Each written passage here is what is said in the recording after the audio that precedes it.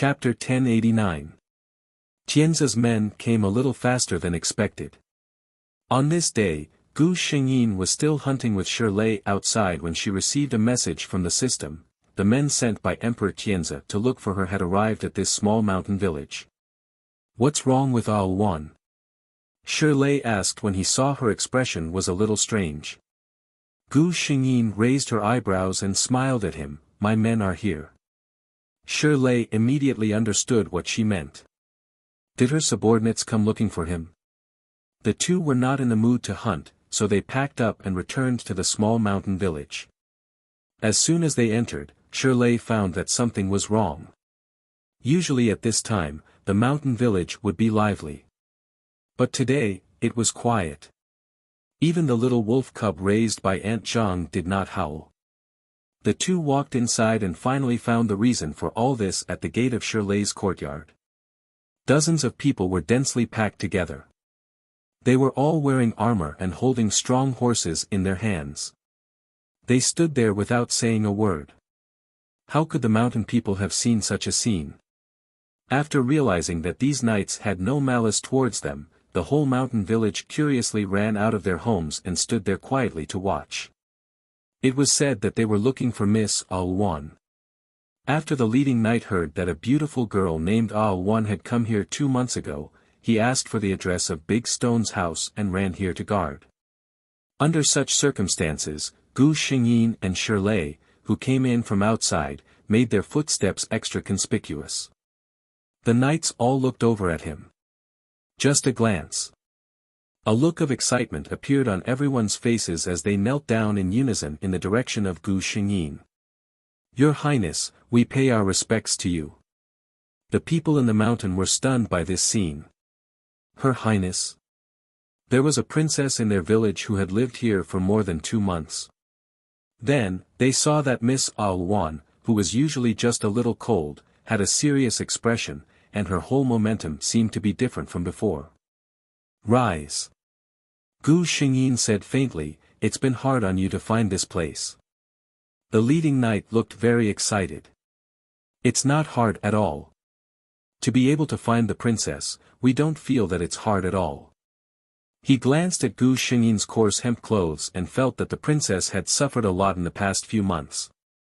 "Your Highness has suffered a lot during this period of time." Gu Xingyin shook her head. "No. I am indebted to the people of this mountain village for taking care of me during this period of time. I have not suffered any grievances." The leading knight didn't say anything, but in his heart, he still felt that the princess was just comforting him. He looked around the place. How could he not feel aggrieved in such a place? A casual female knight came over with something in her hands. "Your Highness, please change your clothes and follow us back to the capital." "All right." Gu Xingyin glanced at Shirlei beside her. "Prepare a set of clothes and a horse for him to leave with me." "Yes." Hearing this, those knights looked at Shirlei curiously.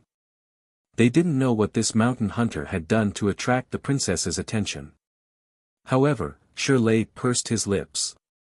Although he knew that the princess's life must be full of attendants, he still felt a little confused when he saw the valiant knights with his own eyes. Chapter 1090. Unlike Shirlei, who was at a loss, the other people in the mountain only felt unusually excited when they saw this scene. Shirlei, who was able to leave this place with Gu Xingyin, was also very envious. "Miss Luan is the princess." "I knew it. Miss Luan is so beautiful. How could she be an ordinary person? Why is Big Stone so lucky?" In fact, these mountain people did not understand what Her Highness represented at all. However, just this group of knights was enough to broaden their horizons. In their eyes, Shirlei, who was able to leave this place with Gu Xingyin, had also become a person of great fortune. Soon, Gu Xingyin changed her clothes and came out. Shirlei had never seen such a dazzling one. She was wearing a silver armor. Her hair was tied up with a white jade crown and a white cloak of the same color was draped over her shoulders. She had always been beautiful, but this beauty, under the exquisite and gorgeous makeup, showed an even more shocking effect. Even those knights who had seen Chu Feilwan in this way for many times would be amazed each time they saw her. Not to mention the villagers. Gu Xingyin did not linger. She glanced at Shirley and a knight brought a horse over. "Do you know how to ride a horse?" The man was very friendly. After all, this man was the princess's savior and the person she wanted to take away. No one dared to look down on him. "Yes." Shirley nodded. Another knight brought a large bag and handed it to the village chief. "This is a gift from the princess. She has been here for a long time. Thank you for taking care of her." The old village chief's hands were trembling. He kept saying that he did not dare to do it. Gu Xingyin looked at everyone and nodded to the people behind her. "Let's go." Shirley also mounted his horse. He turned around to look at the mountain people behind him and the courtyard where he grew up. He thought for a moment and said loudly, "I still have a lot of food in my courtyard. Let's share it among ourselves. If I have the chance, I will come back to visit you."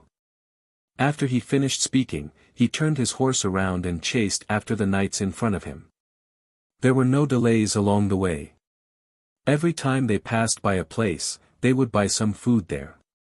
The rest of the time was spent hurrying along. Shirley had broadened his horizons along the way. He had never seen so many people in his life. Such a big and beautiful house, so many dazzling goods, such a lively market. The knights in the team were very friendly to him. Seeing him like this, they didn't mock him. Instead, they patiently explained to him what he didn't understand. He even patted him on the shoulder and laughed. "You think this kind of place is prosperous? When you reach our heavenly swamp capital, I'm afraid your eyes won't be able to see enough." Heavenly swamp capital city, where Al-Wan grew up. Shirley smiled and said, "Then I'll have to take a good look."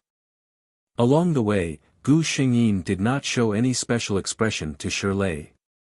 Now, this was the best. Someone who saved her life and was honest and dutiful. No one would be blind enough to dislike him or deal with him. However, if that person was deeply favored by Her Highness, and even won her heart, then Shirley's life would not be easy. Shirley was not stupid. He knew that Gu Xingyin was doing this for his own good. He also knew that his path was not easy. He wanted everyone to look at him seriously and think that he was worthy of Al-Wan. There was only one way. Become stronger.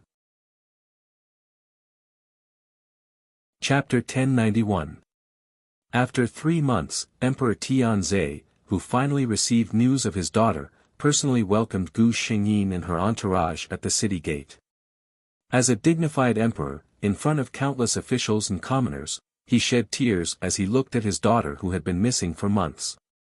Even Gu Xingyin's heart was filled with sorrow when she saw this. This emperor really loved his daughter from the bottom of his heart. Gu Xingyin also mentioned that when she was seriously injured and fell off the cliff, she was saved by Shirley. At this moment, the emperor was very grateful to the person who saved his daughter's life. After summoning Shirley to see him, he felt happy when he saw his handsome figure and resolute face. He immediately prepared to write an edict to bestow him with a noble title. However, Shirley stepped forward and bowed to the emperor. "Your Highness is the daughter of the emperor and naturally has great fortune. Even without this commoner, your Highness would have been able to turn danger into safety. It is this commoner's fortune to be able to save your Highness' life by chance. I dare not claim credit for this." Gu Xingyin was very surprised. She didn't expect this big stone to become so eloquent in just a few days. The emperor seemed to be surprised that he could say such words. He looked at him carefully and saw that his eyes were sincere and didn't seem to be fake. His impression of him improved. He smiled and said, "But you saved my Al-Wan. Even as a father, I have to thank you." Shirley said seriously, "This commoner is from the mountains and only has brute strength. If your highness doesn't mind, this commoner would like to join the army and contribute to Tianze. At this time, Gu Xingyin's eyes lit up. She said to the emperor, "Father, I was just about to tell you that this Shirley doesn't just have brute strength. He was born with divine strength and infinite strength. I once saw him hunt with my own eyes and saw him lift a beast that weighed 500 to 600 kilograms. Oh." The emperor's eyes also lit up. Nowadays, the various countries were at war. If his country could have another fierce general, its strength would be greatly increased. It wasn't appropriate to stay at the city gate for too long. The emperor and his entourage rushed back to Tianze Palace and specially set up a banquet for Gu Xingyin's return. Some of Tianze Kingdom's loyal ministers also attended the banquet. After Gu Xingyin went back, she was hugged by the empress of Tianze and complained tearfully. During the banquet, the emperor suddenly mentioned Shirley's innate strength. "I wonder if warrior Shir is willing to show me his skills." Shirley stood up. "Of course." Thus, several guards worked together to carry something in. It was a cauldron. The emperor pointed at the cauldron. "This is the giant cauldron that the great ancestor ordered people to forge when our Tianze dynasty was founded. It weighs 1,246 caddies. Usually, it requires 6 strong men to lift it. My son said that you have boundless strength. I wonder if you can lift it." Shirley glanced at the cauldron. He wasn't sure if he had the strength to do so. He could only cup his hands and say, "This commoner has never seen such a heavy thing before. I don't know if I can carry it, but I am willing to try." The emperor felt a sense of novelty in his heart. It had been a long time since someone spoke so frankly in front of him. He smiled and said, "Warrior Shir, just do your best. Don't force yourself." Shirley stood up and approached the cauldron. The entire palace hall suddenly quieted down. Let's not talk about the civil officials first. They clearly didn't believe that someone could lift such a heavy cauldron. Other than doubt, the generals were also a little excited. If this person really had innate strength, they must find a way to recruit him. Such a person, on the battlefield, was simply a human-shaped murder weapon. Chapter 1092. Among all the people, only Gu Xingyin has no doubt that Shirley can lift this giant cauldron. She was the only one who had seen Shirley grab the beast and throw it out like a plaything. The amount of energy needed to throw something and simply lift it up was on a completely different level. Not to mention that Shirley did not even blush or pant after throwing the beast. He did not feel tired at all. Under the watchful eyes of the crowd, Shirley calms his mind, opens his legs slightly, and firmly fastens them. His hands firmly grab the 2 legs of the giant cauldron. After a loud shout, the giant cauldron is actually lifted up by him. The people in the hall all widen their eyes. There are even many people who unconsciously stand up when the cauldron is lifted up. Gu Xingyin carefully looks at Shirley and finds that his face is a little red. But it seems that he is far from reaching his limit and does not look like he is forcing himself. Only then does she feel relieved. Shirley even lifts the cauldron and walks around the hall before putting it on the ground. When the cauldron is put on the ground, it does not make a big impact, indicating that Shirley still has the strength to put it down properly. Good. When the cauldron is put down, the emperor's face is overjoyed and says good. He personally pours 2 cups of wine and comes down from his seat in front of Shirley. "Mr. Shir, Zhen salutes you." Shirley took the wine cup and drank it without hesitation. Seeing this, the emperor is even more delighted. At this time, a person dressed as a general stands up. "Your Majesty, Mr. Shir is born with divine strength. This is a gift from the heavens to our Tianze. This subject boldly asks your Majesty to allow Mr. Shir to be under my command." As soon as he finishes speaking, another person stands up and says that he just happens to lack such a vanguard under his command. Tianze's army is in the hands of the emperor, but every general has his own army.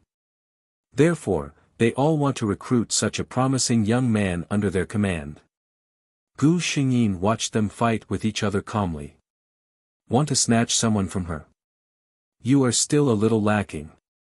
Sure enough, Shirley does not move. He quietly stands on the side and does not speak. The emperor leisurely drank a few cups of wine before he said with a smile, "My beloved ministers, you're a little slow in taking action." What did His Majesty mean? The generals looked at each other. Could it be that someone else had known about Mr. Shi's innate strength before them?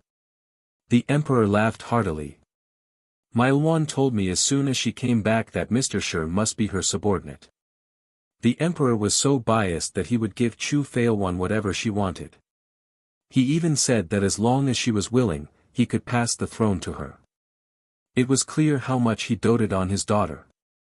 The generals all looked at Gu Xingyin, who was sitting at the head of the table. When they saw her sitting there motionlessly, they suddenly realized why the princess was so calm today. It turned out that it had been prepared for a long time. Well, if the princess wanted someone, then it definitely had nothing to do with them. The generals are all shrewd people. They know exactly what the emperor is thinking. Not to mention that Gu Xingyin told the emperor in advance. Even if the emperor did not mention it, as long as she wanted it, she would have to say it first. At this point, Shirley's ownership is settled. Until now, Shirley's tightly clenched fists relaxed a little. Chapter 1093. After they left the palace, Gu Xingyin led him onto the horse. "Let's go, I'll show you my military camp." They didn't walk fast. "Shirley, you've seen today how much Imperial Father dotes on me." Gu Xingyin looked at him. "I'm not saying this to show off. I just want to tell you that it won't be easy for you to marry me." Shirley tilted his head and looked at her attentively with a unique gentleness. "I know." "So?" Shirley's tone was firm. "So I won't give up." "Wan, you have to wait for me." Gu Xingyin smiled. "Okay, I'll wait for you." She had waited for 5 years when she said, "Wait." In these 5 years, she ignored the marriage proposals of countless princes and princes. She rejected her father and mother's suggestions and waited wholeheartedly for that man to grow up. Tianzi country had a fierce general. When he first showed his talent, he was just a small soldier. But that soldier killed thousands of people in a battle between Tianzi country and Yunzi country and captured the enemy's leader alive. Then, he went from an ordinary soldier to a protector, to a deputy general, to a commander, to a general, to a general, to a general, to a general. He used the blood of his enemies and his own achievements to reach a point where no one could ignore him. Speaking of Heavenly Lake's military generals, the first people that came to mind were 2 people. Chu Failwan, the princess of Tianzi country who had never lost a battle despite being a woman. Together with her subordinate, Shirley, who was known as the great general of the Heavenly Grace Army, who was known to be able to kill 10,000 people on the battlefield, whose strength could carry a cauldron and whose bravery was unparalleled in the world. Actually, with Shirley's current rank, he could have led an army alone. But he had always been under Gu Xingyin's command. Everyone praised him for being grateful and said that he was grateful to the princess for recognizing his worth. Only he knew that he stayed here because he wanted to be closer to her. When the autumn leaves of Tianzi country all fell, the emperor of Tianzi country welcomed his 50th birthday. At this time, Shirley was still on the battlefield. During the banquet, while the wine was being drunk, an urgent report came from the entrance of the palace. "Reporting to your majesty, the general of the army has returned to the court. He has attached the document of Yunza's surrender to congratulate your majesty on your birthday." As soon as he said this, everyone was shocked. "Are you serious?" The emperor was overjoyed and sobered up. He couldn't help but stand up from his seat. "It's absolutely true." The great general of the army rushed back to the imperial court, especially on the occasion of His Majesty's birthday. "The army is still in Yunzhou. The wine glass in Gu Xingyin's hand trembled. The wine spilled out and soaked her sleeve before disappearing without a trace. This man had rushed here from the cloud state. Did he have to risk his life like this? Quick, quick, quick, come with me to welcome the great general. The emperor was overjoyed and actually got up to go out personally. Gu Xingyin hurriedly got up and stopped him. Father, it is enough for me to go and greet General Shi. If you go personally, I am afraid he will be uneasy. The emperor was too happy at first. Now that he had calmed down, he also felt that this was inappropriate. When he heard Gu Xingyin take the initiative to step forward, he nodded. Then go and greet the meritorious official of Tianzi on behalf of father. Yes, your majesty. Gu Xingyin's footsteps were a little hurried. The eunuch behind her thought that it was because the princess was happy, so he didn't find it strange. But she didn't know. The princess was indeed happy, but it wasn't because Yunze had surrendered. It was because that man had finally returned. Chapter 1094. A black figure came into Gu Xingyin's sight from afar. He was wearing a thick black cloak, and his face looked haggard. His face seemed to be thinner, and his skin was darker. His eyes were colder. His aura was more frightening. This was the evil spirit accumulated from human blood in a mountain of corpses and a sea of blood. Even Gu Xingyin saw that the guards standing beside Shirley were sweating profusely on such a cold day. Of course, it was not because of the heat. In fact, even Gu Xingyin's first impulse when he saw him was to draw his sword. Their eyes met. The two of them looked at each other quietly, without any extra movements. They all understood the meaning in their eyes. Gu Xingyin spoke first. General Shi, I am here to welcome you back under the orders of my father. Shirley bowed in the direction of the main hall, and then he bowed to Gu Xingyin. Thank you, your highness. The eunuchs beside them did not dare to say anything. They could not express their feelings. They only felt that when the two of them were together, the atmosphere was so tense that no one dared to disturb them. When the two of them left, the guards at the gate of the palace sighed in relief. They finally left. You didn't see that when General Shi was standing here, my hand never left the long sword at my waist. Brother, you are amazing. You even wanted to draw your sword. I almost fell to the ground. The two guards were discussing in a low voice. They looked at each other and their eyes were filled with shock. It was too scary. He could do this with just one look. Gu Xingyin and Shirley walked side by side. The two of them were very close to each other.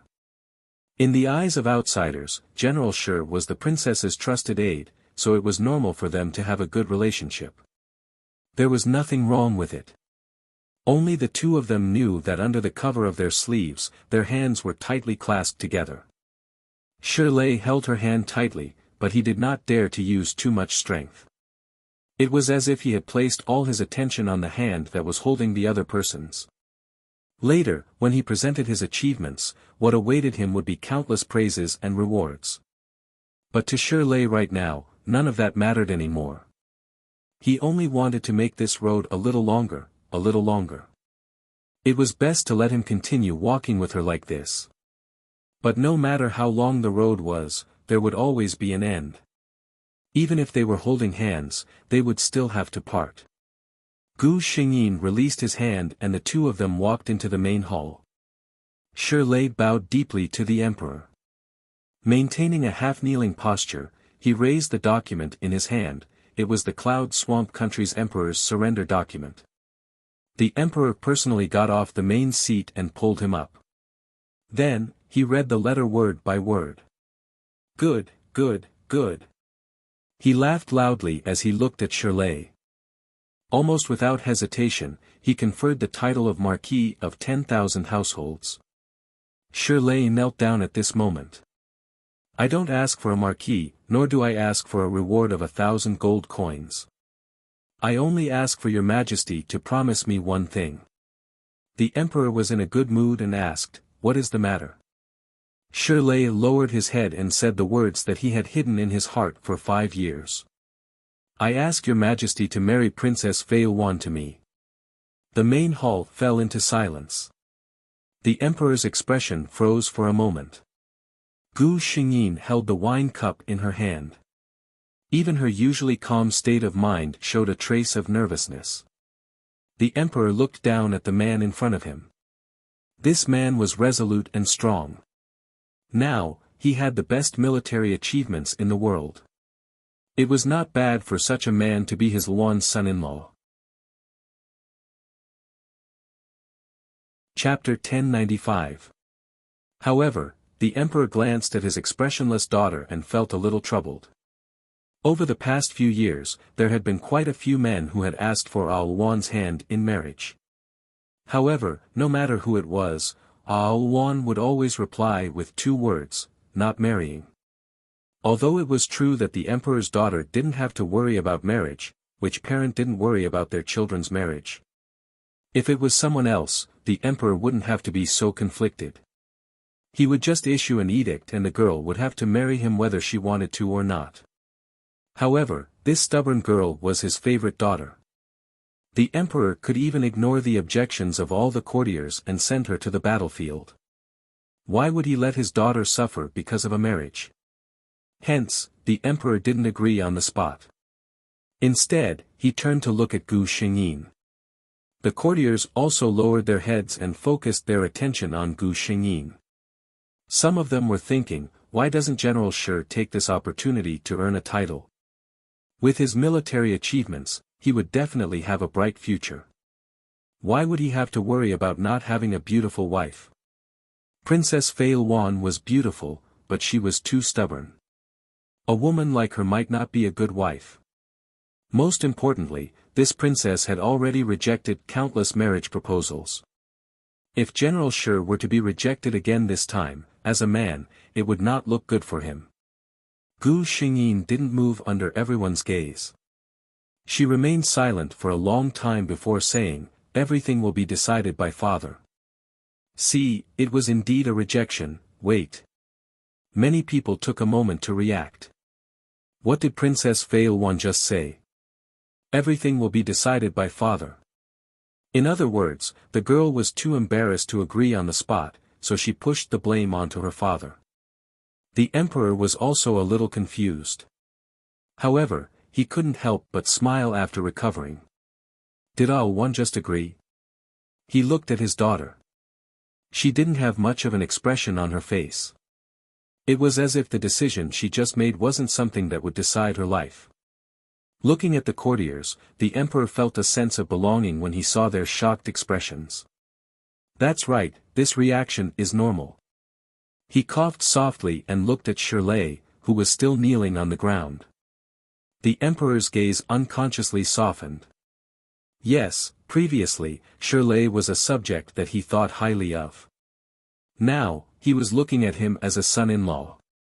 General Shi, you may rise, the emperor said to Shirley. Luan is my most beloved daughter. General Shi, please take care of her in the future. With that, the matter was settled. Shirley tried his best to conceal the ecstasy in his eyes. He cupped his hands and said, please rest assured, your majesty. When he returned to his seat, his colleagues around him looked at him differently. Before this, in their eyes, General Shi was a junior with a boundless future. With his military achievements, it was even possible for him to become one of the 3 ministers in the future. But now, it wasn't just a possibility. It was a sure thing. He was about to become Princess Heroine's son-in-law. Everyone knew how much the emperor doted on Princess Heroine. If she was a man, she would have been the heir to the throne a long time ago. For the sake of Princess Heroine's reputation, even if General Shi was a good-for-nothing, the emperor would still promote him. Not to mention, not only was he not a good-for-nothing, he was also a one-in-a-million talent. Chapter 1096. As soon as Shirley returned to his residence, a decree came from the palace. 2 decrees came one after another. The first decree conferred him the title of Duke Xinghua and gave him a mansion of the same grade as well as countless gold, silver, and treasures. The second decree was for Duke Xinghua Shirlei and Princess Feilwan to marry each other. "Thank you, Your Majesty." Shirlei kowtowed. He had never been so sincere before. The eunuch who delivered the decree saw his forehead turn red. He sighed in his heart that Duke Xinghua was an honest man. Other people just needed to put on an act to show their gratitude. But he didn't know how long Shirlei had waited for this day and how long he had endured it. Chu Feilwan was not young anymore. The emperor and empress were very anxious. It was rare for her to agree to the marriage herself. The next day, the emperor found someone from the imperial astronomer to calculate the date and pick the nearest auspicious day. Even if it was the nearest, it would be 2 months later. The princesses of this dynasty usually started preparing for their weddings half a year in advance. They had never been so anxious. If it was any other princess, people would say that she was not favored and the dowry would be overstated. But no one dared to think that it was Gu Xingyin. Anyway, this Princess Feilwan was never a person who played by the rules. In the palace, the emperor and empress kept a close eye on everything that was sent to Princess Feilwan. The empress had to check everything carefully. There was also the emperor, who had ordered his men to open up his own treasury. He wanted nothing more than to empty out the entire treasury and use it to supplement his daughter. Her husband, who had served her for dozens of years, was speechless. From the looks of it, those who didn't know better would think that Princess Feilwan was going to get married to some desolate place, as if they would never see her again in this life. "My Majesty, Princess Feilwan is in the capital." Anyway, the servants didn't dare to be careless with the empress' attitude. They prepared everything to the best of their ability. 2 months later. 10 miles of red dowry. From the palace gate to the princess residence. Shirlei sat on a tall horse and looked at the red makeup in his eyes. He actually had a surreal feeling in his heart. 5 years ago, he met that fairy-like beautiful woman and followed her out of the mountains. At the very beginning, all he wanted was to stay by her side. Until now, he could finally take her under his wing in a justifiable manner. Duke Xinghua's manner. Everyone could tell that the Marquis was in a good mood today. There was a slight smile on his handsome face, and even the aura around him became gentler. That's right, there are 3 joyous events in life: the wedding night. Especially when the bride was such a beauty. Which man wouldn't be happy? There were a few men who had been rejected by Gu Xingyin who were jealous and secretly planned to get this lucky guy drunk. Shirlei pretended not to know anything and did not reject anyone. In the end, the Marquis of Country guarding Marquis flew away, and the ground was littered with people. Many of Shirlei's subordinates who had fought alongside him looked at those young masters with disdain.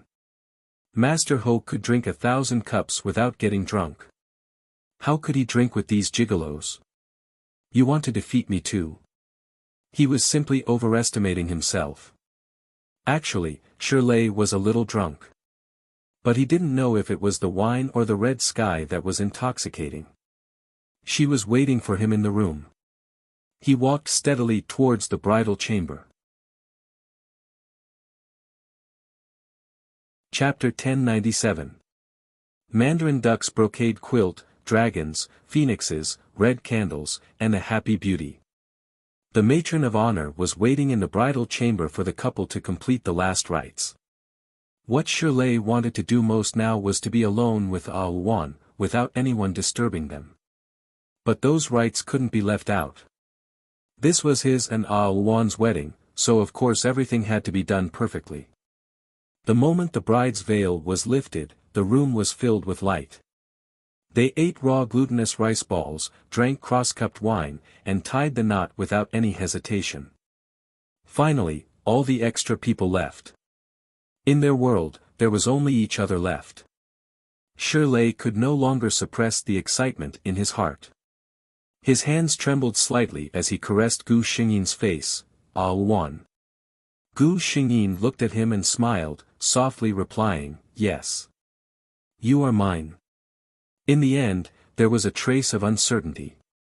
Gu Xingyin held his leaving hand and smiled like a flower, "I am yours." The hibiscus curtain was warm, a night of spring. Historical records: Tianzi country's Qinghuan king, Chu Feilwan, fell off a cliff at the age of 20 and met the country-guarding Marquis, Shirlei. They were comrades for 5 years, and after that, they were husband and wife for 40 years.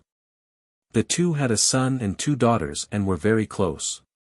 The Qinghuan king's old injury flared up and he died in the backyard.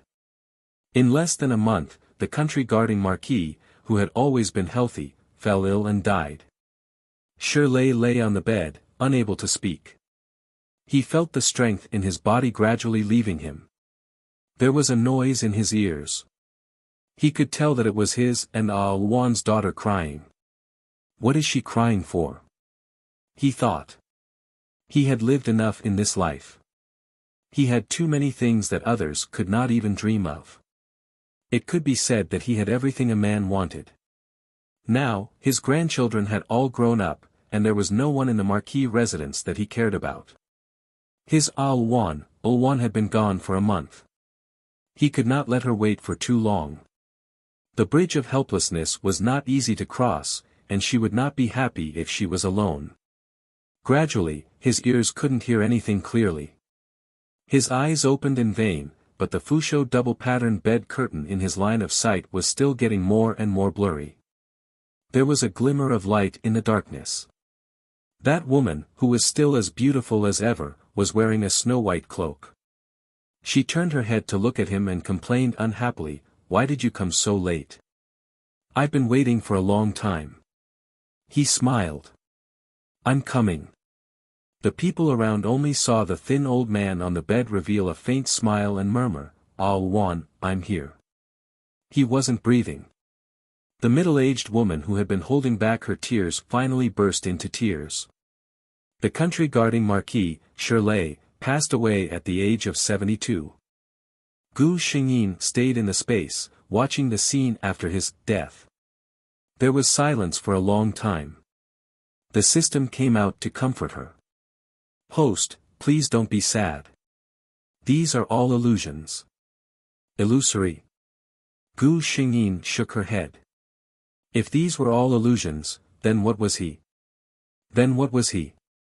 Then what was the world that she had experienced with him? "No, to me, these are the most real experiences," she said softly. Her eyes were a little sore, but she did not cry. This was far from the end. They still had countless chances to start over. "System, let's go to the next world." "Yes, host, beginning world transfer." "Host, please prepare." Gu Xingyin closed her eyes and began a new journey. Chapter 1098. There was a girl named Zhong Zhonghuan. Her family was rich and her mother died early. Her father was busy with his career and neglected to discipline her. When she was 16, she became a top student in a private high school. She was rebellious and had poor grades, but had an extraordinary sensitivity to fashion. She would spend the 3 years between the ages of 16 and 19 fooling around. Then, on the night she turned 19, she suddenly had an epiphany. Not only did she bury the hatchet with her father, but she also designed a blueprint herself and submitted it to an internationally renowned designer. Then she was recommended by the designer to a world-renowned design school and became the apprentice of the chief design director of a well-known international luxury brand. Then, while still in school, her design talent began to show and she was recognized by major fashion weeks one after another. Less than 2 years after she finished her apprenticeship, she became famous and stood at the top of the fashion industry. She was called the Hand of God. And her rebellious period when she was young was kindly understood by her fans. Geniuses always had some characteristics that were different from ordinary people. However, at a certain point in time, Zhong Zhonghuan's life was quietly turned around by a person. She was the class monitor in high school. They didn't see eye to eye. Class monitor Chang Ru. Chang Ru and Zhong Zhonghuan were obviously two different types of people. Chang Ru was beautiful, good at her studies, generous and cheerful. Whether it was among the teachers or among the students, she was very popular. Zhong Zhonghuan was arrogant and liked to cause trouble. In the eyes of the teachers, she was the kind of person who couldn't be approached. Zhong Zhonghuan once passed by the school and happened to meet Chang Ru, who was being blackmailed by some gangsters. She was in a good mood that day and stood up for Chang Ru. It wasn't a big deal. But Zhong Zhonghuan didn't know that Chang Ru liked the same sex. Moreover, a teenage girl was actually moved by a hero saving a damsel in distress. Chang Ru's attitude towards Zhong Zhonghuan changed 180 degrees. She cared about her studies and spoke good words for her among the students. When she was free, she offered to make up lessons with her and even said to the teacher that she wanted to be Zhong Zhonghuan's deskmate. But Zhong Zhonghuan was annoyed by her. She really couldn't understand what the class monitor was thinking. Was this a new way to torture her? Zhong Zhonghuan admitted that if this was really Chang Ru's scheme, then she had won. This was because Zhong Zhonghuan's life had indeed been ruined by Chang Ru. She appeared in all the places in her life where she could appear and had a hand in everything. At the age of 18, during the second semester of the second year of high school, Zhong Zhonghuan fell in love with a sports student from the school next door. In fact, Zhong Zhonghuan didn't have a good impression of that guy, but as a delinquent girl, she had never been in a relationship at a young age. How embarrassing would it be if word got out? Then, Zhong Zhonghuan felt miserable. Because, on their first date, they were caught red-handed by their homeroom teacher. Then, she wrote a self-reflection letter and called her parents. Zhong Zhonghuan was severely beaten by her father. The next day at school, Zhong Zhonghuan asked Chang Ru directly if she was the one who told on him. Chang Ru admitted to it. Zhong Zhonghuan was so angry at that time. If it weren't for the fact that he didn't hit women, he would have beaten Chang Ru to death. This was not the end. What Zhong Zhonghuan couldn't stand the most was the fact that Chang Ru had tricked her. Chapter 1099. During the third year of high school, Zhong Zhonghuan came to her senses and finally started to study hard. She was smart to begin with. After cramming for half a semester, her grades were actually pretty good. Although her grades weren't enough to get her into a top university in the country, it was enough to go overseas. She heard that a designer she admired happened to be in Z country with his team. She spent 3 days and 3 nights drawing a design that she was most satisfied with. This was the work that she could have used to be recommended to the design academy. However, she didn't try to hide it, so Chang Ru naturally saw it. When Chang Ru asked what it was, Zhong Zhonghuan couldn't stand her repeated questioning and finally told him. When Chang Ru heard that she was going overseas, he didn't disturb her for the entire day. Zhong Zhonghuan was free. However, she didn't know that when she thought that Chang Ru wouldn't disturb her anymore, he did something even worse. At noon, she specially bought an envelope and carefully placed her design into it. After confirming the address, she prepared to send it to the designer after lunch. Chang Ru watched her put the item into the drawer of the desk. When no one was around, she switched the item inside. Naturally, it was impossible to receive any reply from a blank piece of paper. The designer even thought that she was trying to prank him. He was so angry that he blacklisted her contact information. Zhong Zhonghuan didn't know that the design she had put in so much effort into didn't reach the designer's hands. She thought that it was because the designer didn't like her work, so there was no result. After such a blow, she lost her passion for design. After graduating from high school, she went to a second-tier university. Under Chang Ru's intentions, her school was right next to Zhong Zhonghuan's. However, one was a national key university, while the other was an ordinary university. Chang Ru, who was in university, still liked to pester Zhong Zhonghuan. Over time, no matter how slow Zhong Zhanghuan was, she realized that something was wrong with Chang Ru. Under her probing and secret observation, she finally found something that she couldn't accept: Chang Ru might like her. Thunder from a clear sky. Zhong Zhanghuan had a fiery temper. After discovering it, she directly told Chang Ru. She said that she couldn't accept this kind of thing and asked Chang Ru not to approach her again. Otherwise, she would call the police. At that time, Chang Ru was slightly depressed because of the years of suppression. His secret love for many years had been rudely rejected, so he couldn't figure it out. She pushed Zhong Zhanghuan off the rooftop. Then, he jumped down as well. Gu Xingyin accepted the plot expressionlessly. So, this is what it means to hate when you can't love someone, and in the end, you cause the deaths of others and yourself. From Gu Xingyin's point of view, Chang Ru's so-called love couldn't even be called love. In the name of love, she interfered with other people's lives and ruined their future. This wasn't love. This was selfishness. She straightened up from the desk she was lying on. That's right, on the desk. It was Zhong Zhanghuan's first year of high school. At this time, Zhong Zhanghuan was still a straight-A student with dyed hair and a row of earrings. The worst thing was that she had just saved the damsel in distress the day before yesterday. Zhanghuan, I knew you hadn't eaten. Here, I brought something for you. Chang Ru walked into the classroom, and his eyes lit up when he saw Gu Xingyin. Gu Xingyin sighed inwardly. Chapter 1100. Placed on her desk was a cup of hot milk tea and a paper bag of jianbing.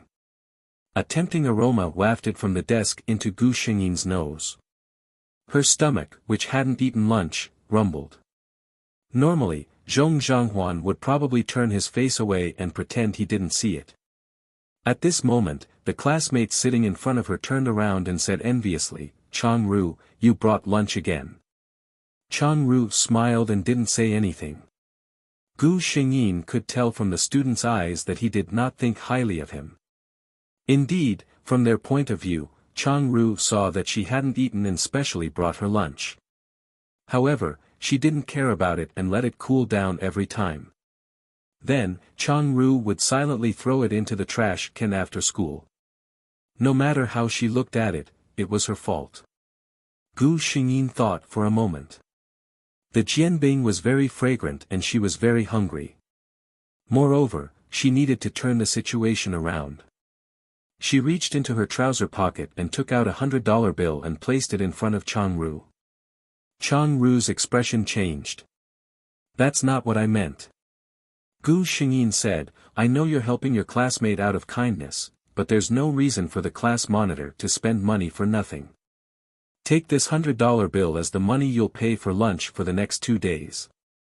If you don't want it, I won't be able to eat lunch. It was just before lunch break. Many of the students in the class had already finished eating and returned to the classroom. Gu Xingyin didn't lower her voice when she spoke. Everyone in the class heard what she said. In all fairness, there was nothing wrong with what she said. Gu Xingyin and Chang Ru were just ordinary classmates. There was no reason for her to spend money. However, Gu Xingyin's words made it seem like they were helping each other out. The intimacy that Chang Ru had wanted to connect the two of them instantly disappeared without a trace. Moreover, Chang Ru had to accept the money. Gu Xingyin said, Class monitor, you can't be so generous. Right now, I'm the only one in our class who doesn't eat. If one day no one eats, won't your living expenses be gone in a day? Chang Ru choked. She couldn't possibly say that he was different from them and that he was special, right? She had no choice but to take the money with a reluctant look on her face. Only then did Gu Xingyin take the still steaming Chinese crepe on the table and eat it in big bites. It smelled so good. At this time, her deskmate was not Chang Ru, but a quiet girl with glasses. As she ate, Gu Xingyin thought about how to solve Chang Ru's problem. He had to think of a way to make her give up on him. Gu Xingyin looked out of the window casually while eating. A figure caught her attention. He was tall and slender, and Gu Xingyin could tell from his back alone that he was quite good-looking. Actually, she didn't need to look at him to know that he wasn't bad-looking. This man, has he ever looked different in any world? Lin Zhe. Someone shouted from outside. Then, the boy turned his head over. Ah! Gu Xingyin heard a soft exclamation from her deskmate. She turned around and saw her quiet deskmate covering her face with her hands and looking at the boy outside with blushing cheeks. Sensing Gu Xingyin's gaze, the girl lowered her head in embarrassment. Gu Xingyin didn't think there was anything wrong with her reaction. It was normal for girls to like handsome guys. Moreover, this handsome guy was the trump card of all handsome guys. Chapter 1101. Gu Xingyin looked at the handsome guy outside the window and thought of something. She was staring at the handsome guy outside without blinking. The guy seemed to have sensed something and turned his gaze to her side. Their eyes met. Gu Xingyin smiled brightly and walked over. She waited for him to respond. In the end, he just glanced at her face expressionlessly, as if he didn't see anything. Then, he lightly retracted his gaze. Gu Xingyin. Very good, he has character. The boy's figure left, and Gu Xingyin also received his information. Lin Zhe, a high school freshman, class 3 student. In this year's freshman entrance ceremony, with his perfect 1.85 meters figure and impeccable facial features, there was no doubt that he ascended to the throne of the school's most handsome boy. In this world where beauty was justice, it was easy for good-looking people to be accepted for anything they did. For example, although Lin Zhe was very handsome, his character was really unflattering. He was like a human-shaped iceberg, expressionless all day long, as if the whole world owed him something. But this kind of character was definitely not a problem in the eyes of these teenage girls.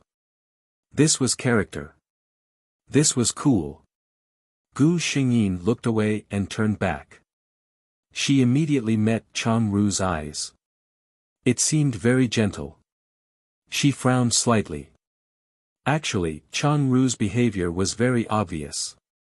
If she had done this to a man and a woman, no one would have suspected what she was thinking. It was because this kind of thing was too unbelievable that the people around her couldn't relate it to love. Gu Xingyin looked away as if she didn't see anything. She wanted Chang Ru to completely give up on her. After school in the afternoon, Gu Xingyin ignored the math teacher's murderous gaze and deliberately left the classroom 10 minutes early. She walked to the door of Class 3's classroom and waited for them to finish school. The sun was very strong and Gu Xingyin couldn't help but close her eyes.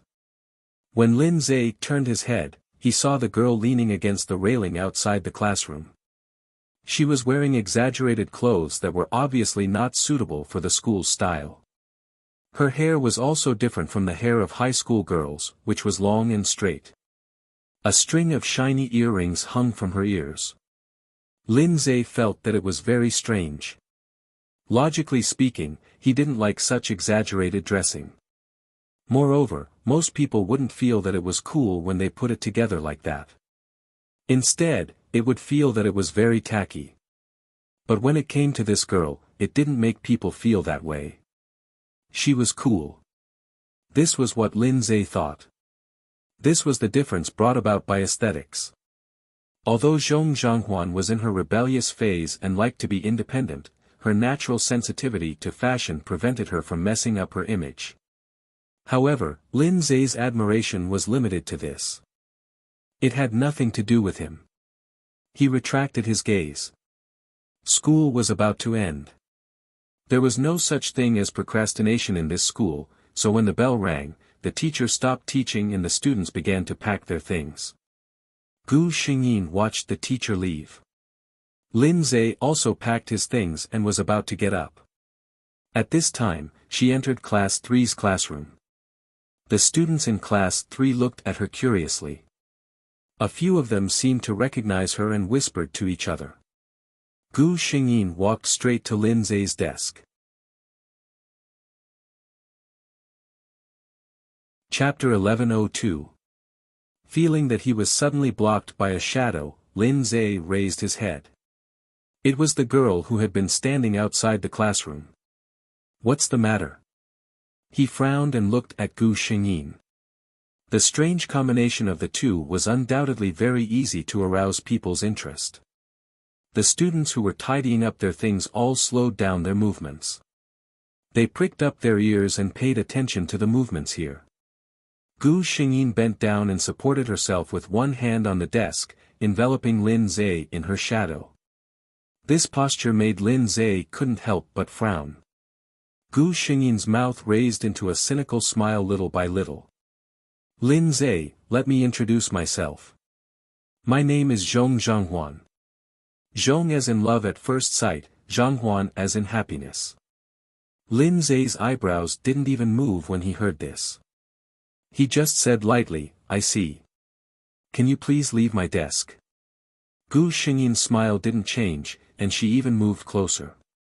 "No, the self-introduction just now was just the foreplay. The main point is later.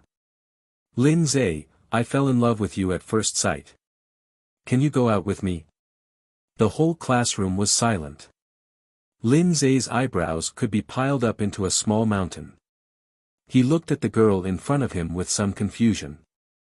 She just happened to be looking at him calmly, as if she didn't feel that she had just done anything shocking. He suddenly stood up.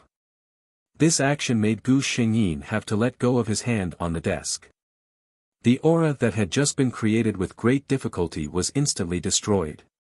Lin Zai was taller than Gu Xingyin and more than half of his head was injured. He lowered his head and looked down at Gu Xingyin. "I'm sorry, classmate. I don't have any thoughts about you, and I refuse your request to go out with you." After he finished speaking, he didn't hesitate to put his bag on his shoulder with one hand and turn to leave. Gu Xingyin half leaned on his desk with a faint smile and didn't chase after him. Sure enough, he had the same personality as the rumors said. However, she wouldn't give up so easily. There was still a long way to go. Gu Xingyin went home. It was rare for her to return home so early. Zhong Zhiping, who had just returned home from work, was surprised to see his daughter sitting on the sofa. If this made him feel surprised, the next moment, his daughter raised her head and called him father, which almost made this man, who was a man of his word in the business world, cry. How long has it been? Ever since the rebellious phase of puberty, this child had an inexplicable hostility towards him. Every time, he would play with someone until the middle of the night before returning home, causing his grades to plummet. When he saw him at home, he would frown and look at him coldly. At most, he would call him Dad coldly. He was, after all, a man who had experienced great battles. He was able to return to his normal state in a short period of time. She smiled and replied, "You're home so early today." Zhong Zhanghuan looked at the man in front of him. He was wearing a well-ironed suit and his hair was carefully combed. He looked like a handsome middle-aged man. Calculating his age, Zhong Zhiping was less than 40 years old, but there were already traces of white hair on his temples. Thinking about the plot, during the 3 years when Zhong Zhanghuan was rebellious, the relationship between father and daughter fell to a freezing point. Zhong Zhanghuan didn't know that her father was secretly worried about her. Gu Xingyin didn't have parents, but she knew that in the human world, the most selfless love was often given to their children by parents. If possible, she didn't want to let down any parent's deep affection. Chapter 1103. The father and daughter had a long and thorough conversation. In Gu Xingyin's opinion, there was no unsolvable knot between the father and daughter. Why did they come to this point? It was nothing more than one who always liked to keep things in her heart, and the other who was too busy with his career to discipline her. When the estrangement arose and Zhong Zhiping wanted to save it, Zhong Zhanghuan didn't want him to get close to her world. But for Gu Xingyin, she was willing to give her father such a chance. Zhong Zhiping also understood his daughter's innermost thoughts and plans for the future. He was an open-minded father. When he heard that his daughter wanted to study design and go abroad, he didn't object much. Until Gu Xingyin told her that she had fallen in love with a boy. "What did you say?" Zhong Zhiping directly raised his voice by 2 degrees. Gu Xingyin calmly repeated her words. It was not that she wanted to provoke her father, but she had just confessed in such a high-profile way this afternoon. It was estimated that the school couldn't hide it. If her parents were called, the consequences would be more serious. It was better for him to confess in the beginning. Zhong Zhiping's reaction was expected. No father could accept his 16-year-old daughter's puppy love. But when he knew that his daughter was still in the stage of unrequited love and her confession was rejected, he was angry again. Who is this brat? How dare he look down on our Huanhuan? In Zhong Zhiping's eyes, it was one thing for him to not allow his daughter to have puppy love, but it was another thing for others to look down on his daughter. No matter in the eyes of parents, their children were always the best. Gu Xingyin struck while the iron was hot. So Dad, he doesn't like me, right? I will work harder to pursue him and let him fall in love with me to prove my charm as a daughter. Hearing her words, Zhong Zhiping raised his eyebrows. Do you think I am a fool? It was such an obvious provocation. Did she think that he couldn't hear it? Gu Xingyin smiled. But I can't help it. I know it is wrong to have puppy love, but I can't help it. I like him. She stared at Zhong Zhiping with her eyes wide open. Don't only allow the officials to set fires, but not the common people. Don't think I don't know that you told my mom that you were high school classmates. Zhong Zhiping looked at her in surprise. How did you know? Gu Xingyin smiled proudly. Of course, my mother secretly told me when I was young. Of course, it was the almighty system that told her this. Hearing his daughter mention his late wife, Zhong Zhiping fell into a rare silence. He had a very good relationship with his wife.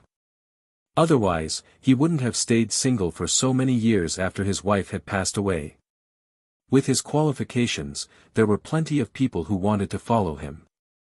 There were young and beautiful girls of similar age and experience. But he couldn't forget his wife, and he didn't want to upset his only daughter. Gu Xingyin looked at him and said sorry in her heart. In order to achieve her goal, she even brought up the mother of this body. But looking at his father's expression, there should be a chance. Sure enough, when Zhong Zhiping came back to his senses, he saw his daughter sitting beside him and looking at him. He thought of the beautiful memories he had with his wife when he was young and couldn't bear to refuse her. He sighed. Dad only has a few requirements. At the end of the term, your grades will improve. Don't let this matter occupy too much of your life. You are still young, and there are many wonderful things in life. Also, you have to protect yourself. Chapter 1104. After settling her father, Gu Xingyin went to school the next day without any pressure. The next day, when she came to the classroom, as expected, all the students in the class intentionally or unintentionally looked at her. She ignored these gazes and sat down. Just as she took out her book, she saw her deskmate looking at her hesitantly. Gu Xingyin had a good impression of this deskmate. This girl's personality was the same as her appearance. They were both quite quiet.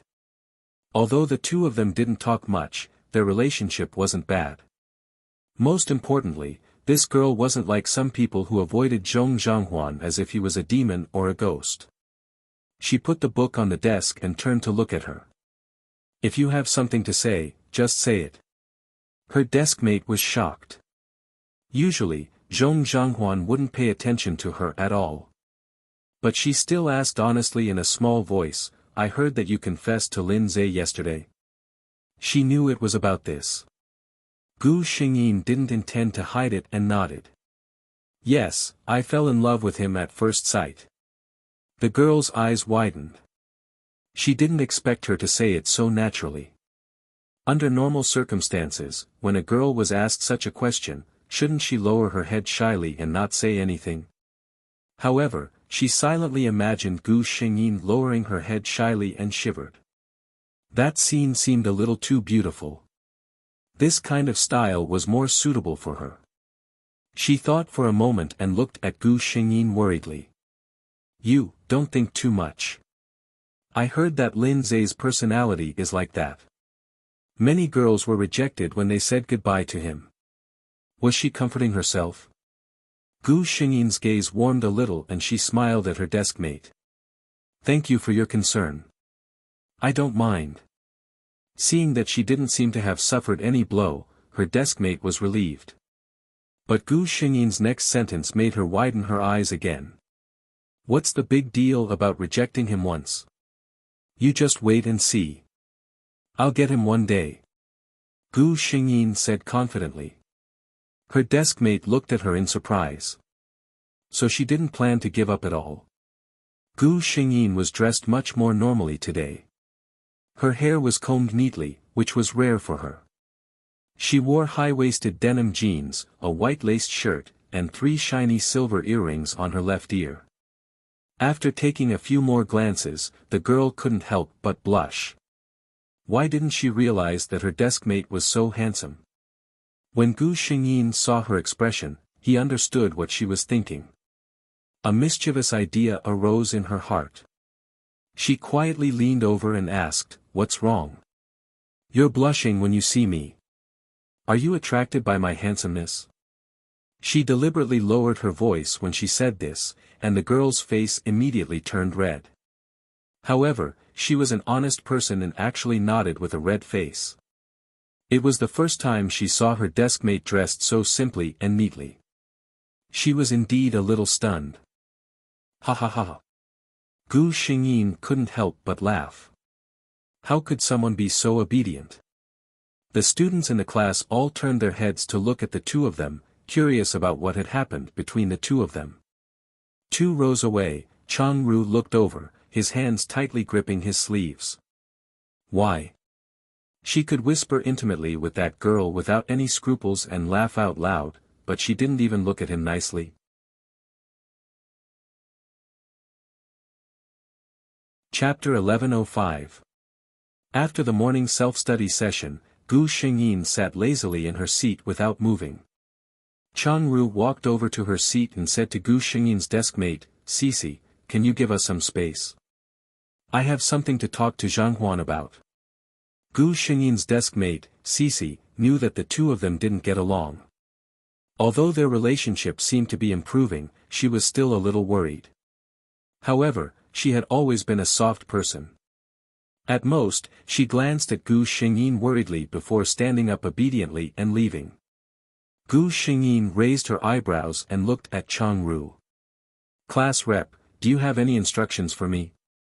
Chang Ru looked at her face, which had instantly turned cold, and her tone was completely businesslike. Anger rose in her heart. She was clearly chatting and laughing with others just a moment ago. Why did she become like this the moment she arrived? Why didn't she think about her relationship with Zhong Zhanghuan in the past? She had inexplicably changed her opinion of Zhong Zhanghuan, but to Zhong Zhanghuan, Chang Ru was still the same Chang Ru he used to dislike. Suppose someone who was always at odds with you suddenly changed their temper and treated you well. What would a normal person's reaction be? Most people's first reaction would probably be that there was a conspiracy. But Chang Ru took it for granted, or rather, she was too self-centered. She was very popular and almost everyone liked her. So she naturally thought that since she liked Zhong Zhanghuan and treated her so well, it was only natural that Zhong Zhanghuan would like her back. But Zhong Zhanghuan didn't improve their relationship like she wanted, so she felt extremely wronged. So, Chang Ru impulsively blurted out, "Zhong Zhanghuan, do you hate me?" Gu Xingyin seemed to be very surprised as he looked at her and asked in confusion, "Class rep, isn't it obvious that I hate you? I thought the whole class knew that we hated each other." Changru's face turned pale when she heard Gu Xingyin's blunt answer. The environment she grew up in and the education she received since she was a child had taught her to hold back when she spoke. This was the first time she had seen someone as impolite as Gu Xingyin. Gu Xingyin, on the other hand, felt refreshed. The original owner had a domineering and flamboyant personality, it was simply too awesome. When speaking to a cold person like Changru, one had to be simple and crude in order to be effective. Changru seemed to have been dealt a huge blow by Gu Xingyin's words. Her voice trembled as she asked, "I thought we could be friends." Gu Xingyin shuddered at his resentful tone. She resisted the urge and said, "Don't. I have not the slightest interest in being your friend. Class rep, if you really want what's best for me, let's go our separate ways in the future. What the eye doesn't see, the heart doesn't grieve over. That's for the best." Changru ran out crying. Gu Xingyin, did she say something outrageous? His desk mate, Cici, walked over cautiously. She had been standing to the side, so she didn't hear what the two of them said. She only heard her desk mate say a few words, and then the class rep ran out crying. "Did I say something outrageous?" Before she could ask, Gu Xingyin asked first. Cici was dumbfounded. Gu Xingyin repeated the conversation between the two to Cici. After that, he asked the same question again. Cici thought for a moment and said uncertainly, "It should be a bit outrageous, right?"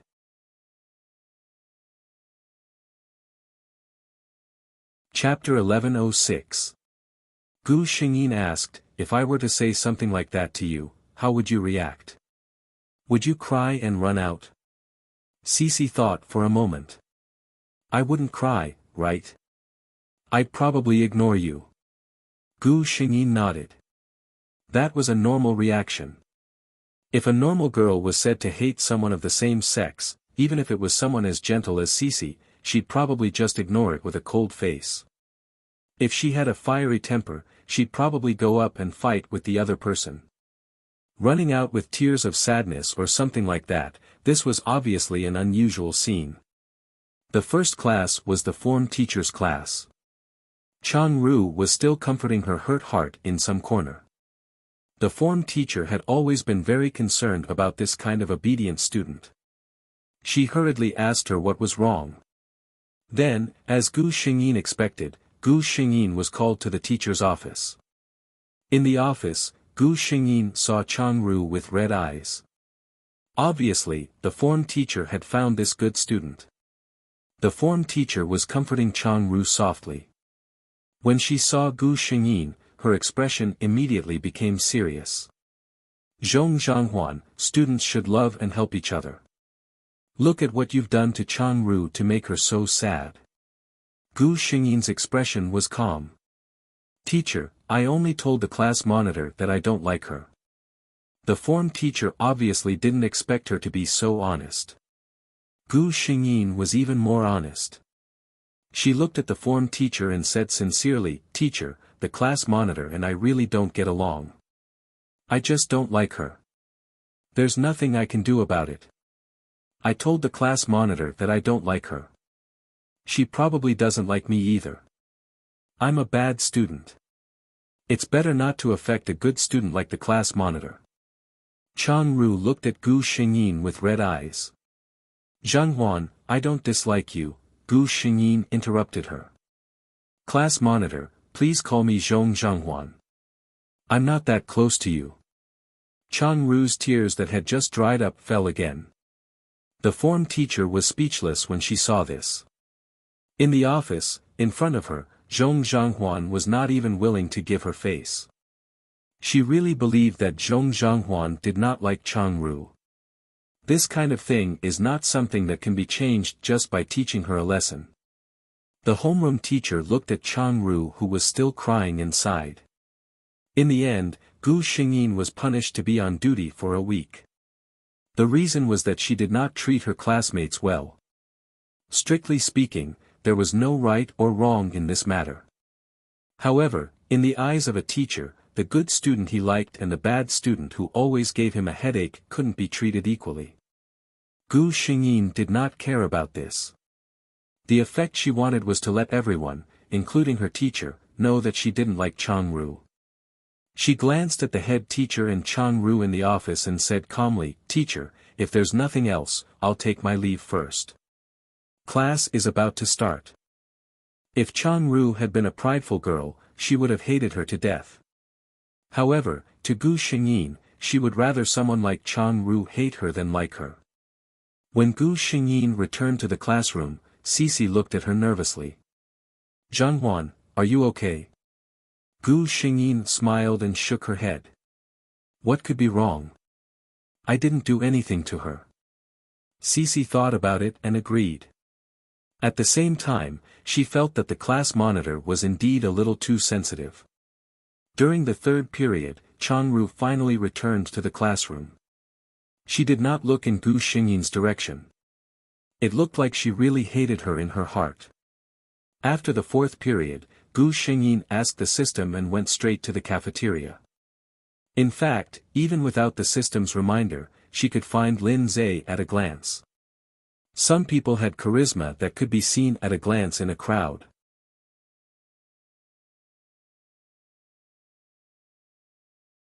Chapter 1107. Moreover, in the dense crowd, the area around his seat was empty, which was extra conspicuous. No one could ignore the cold air coming out of his body and sit beside him. "Good afternoon, Linza."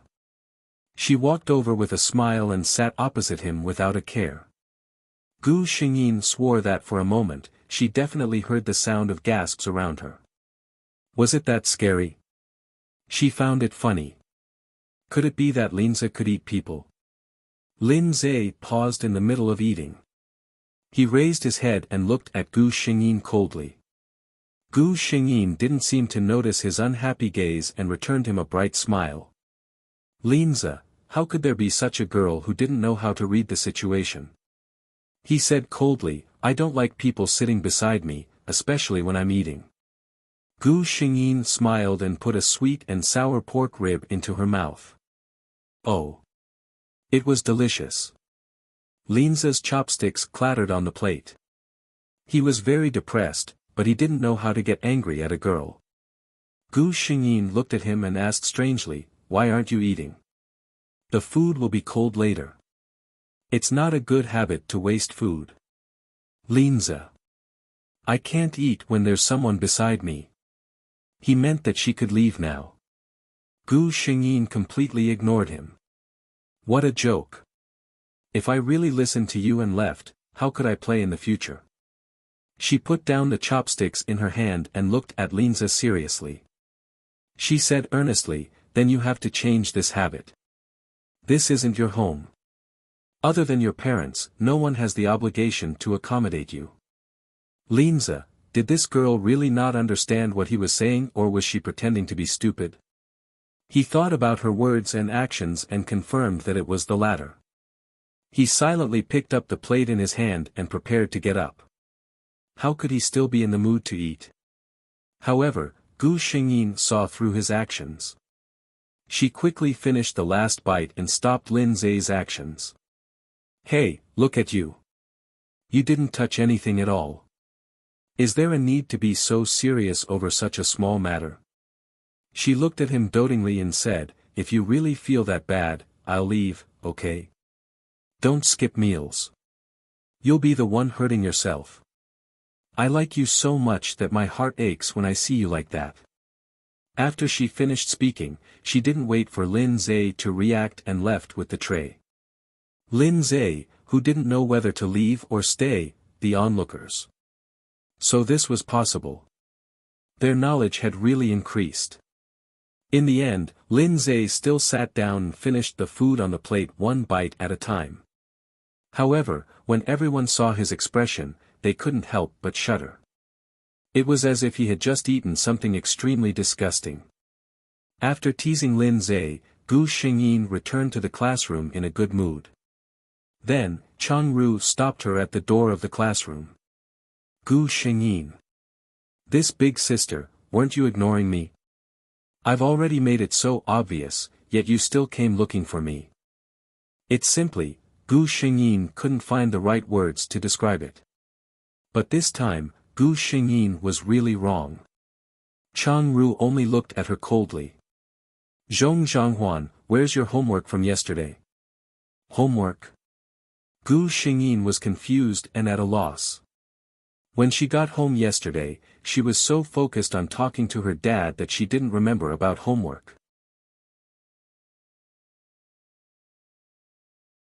Chapter 1108. Changru knew what was going on just by looking at her face.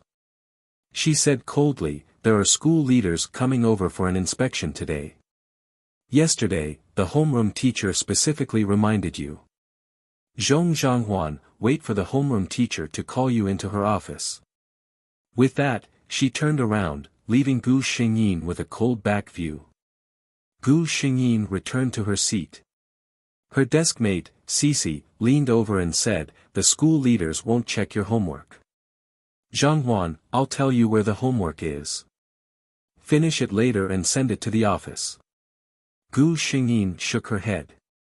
Forget it. The homeroom teacher will probably know that I didn't do my homework soon. Sure enough, the homeroom teacher criticized Gu Xingyin in the next class. She told her in front of the whole class that if there was a next time, she would directly call her parents. Gu Xingyin gave Cici a helpless look. See, I knew it. As the class monitor, it was easy for Changru to catch her small mistakes. Similarly, if Changru was determined to teach her a lesson, it wouldn't be difficult for him either. Gu Xingyin sighed in his heart.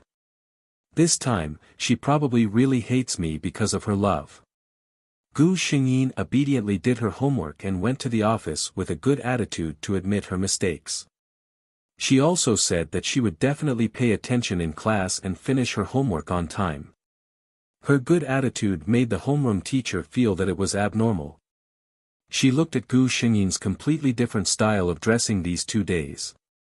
Although it was still a little too much for a student to pursue beauty and maturity, it was much better than before.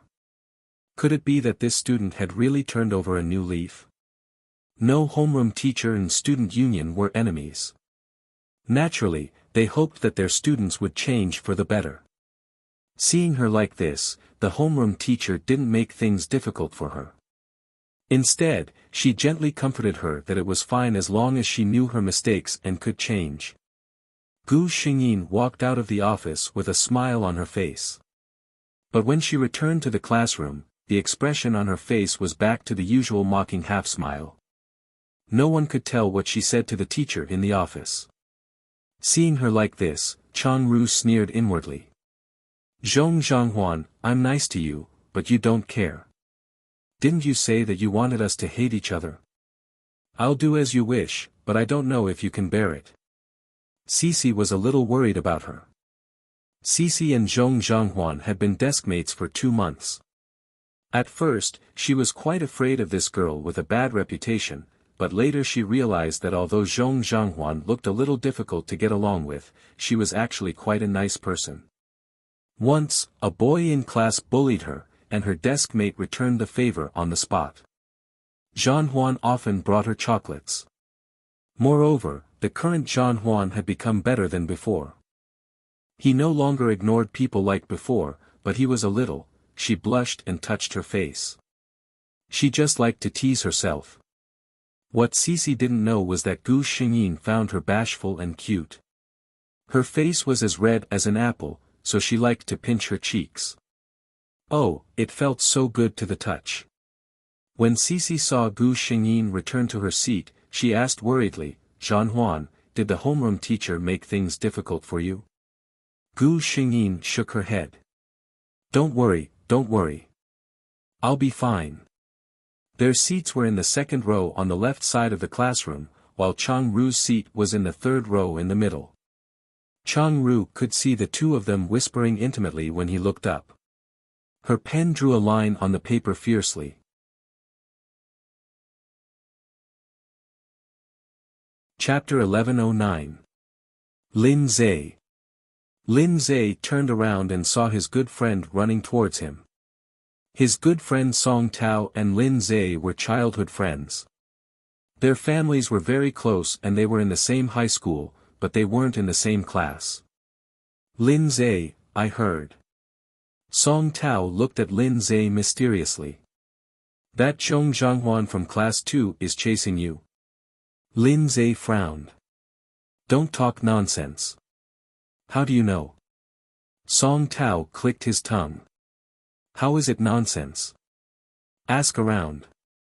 It's spread throughout the school now. Who doesn't know that Zhong Zhanghuan from class 2 fell in love with the school hunk Lin Zhe at first sight? She goes to look for you every day. For you, she's even starting to study hard. Seriously. Song Tao suddenly said, actually, Zhong Zhanghuan is really pretty. I heard that she doesn't fight or skip class anymore. She's wholeheartedly focused on being a good student. She probably really likes you. Lin Zhe's expression didn't change. What does that have to do with me? Song Tao looked at his good friend's cold side profile and couldn't help but sigh. Sigh, I pity this girl. She's destined to fall out of love with you, this iceberg that won't melt. I don't know who can move your heart of stone. Lin Zhe didn't say anything. In class 2's classroom, Gu Xingyin sat seriously while Cici explained a math question to her. She solved the question correctly according to what Cici taught her. Zhanghuan, you're really smart. You can solve any question after just one explanation. Cici looked at Gu Xingyin in amazement. Gu Xingyin smiled and didn't say anything. How was she smart? She knew how to solve these questions, but in order not to arouse suspicion, she had no choice but to ask Cici one by one. Before Changru walked out of the classroom, she couldn't help but glance at their seats. She watched as Zhong Zhanghuan changed her dressing style for that boy and started to listen to class seriously and study hard. All of this was because she heard that the boy liked girls like that. Changru pressed his hand to his chest in a daze. She actually still liked Zhong Zhanghuan. If she really didn't like her, why would she ruin her outstanding image and make things difficult for her? If she really didn't like it? Just as Zhong Zhanghuan had said, the two of them had already gone their separate ways. But now, she liked him so much that she was willing to change herself for him. Would there really be a result for her liking him? She shook her head. If she were a man, she would have pursued Zhong Zhanghuan no matter what price she had to pay. However, Zhong Zhanghuan clearly had a normal personality. Was he really going to risk everything to bring her onto this path? For the first time, she felt a struggle. Alright, thank you, Cici, for delaying your break time after school. By the time the two of them finished talking, the classroom was already empty. Cici smiled. That's nothing. You're studying hard now. The teacher even praised me. Speaking of this, she blushed a little. Everyone knew why Zhanghuan had become like this. But the teacher didn't know that. He thought that it was his good student who had influenced Zhanghuan and made her work hard. Speaking of which, Cici looked at Gu Xingyin with some heartache. She was doing this for Linza, but the other party was still as blunt as ever. Zhanghuan, how are you and Linza now? She couldn't help but ask.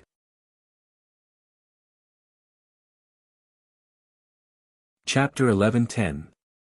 Gu Xingyin's expression darkened, and Cici caught sight of it.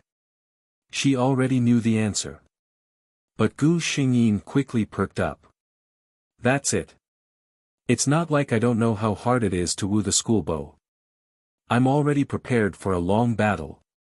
Cici looked at her carefree expression and laughed. I wish you all the best. Gu Xingyin looked certain. Of course. After saying goodbye to Cici, Gu Xingyin returned home. Actually, all of this was just a facade she had created. She did like Linza, but she wouldn't lower herself to such a level for him. On one hand, it was to show Changru that she liked men and that it would never be possible with her. On the other hand, it was to show her father that Zhong Zhanghuan was rebellious, but Gu Xingyin didn't want her father to go through 3 years of exhaustion. She would try her best to be a good daughter that her father would be proud of. Also, her final goal was to let Zhong Zhanghuan walk the path she should have walked and become the hand of God in the field of design. If she wanted to do it, she would do it to the best of her ability. She would slowly change until the day she finally transformed.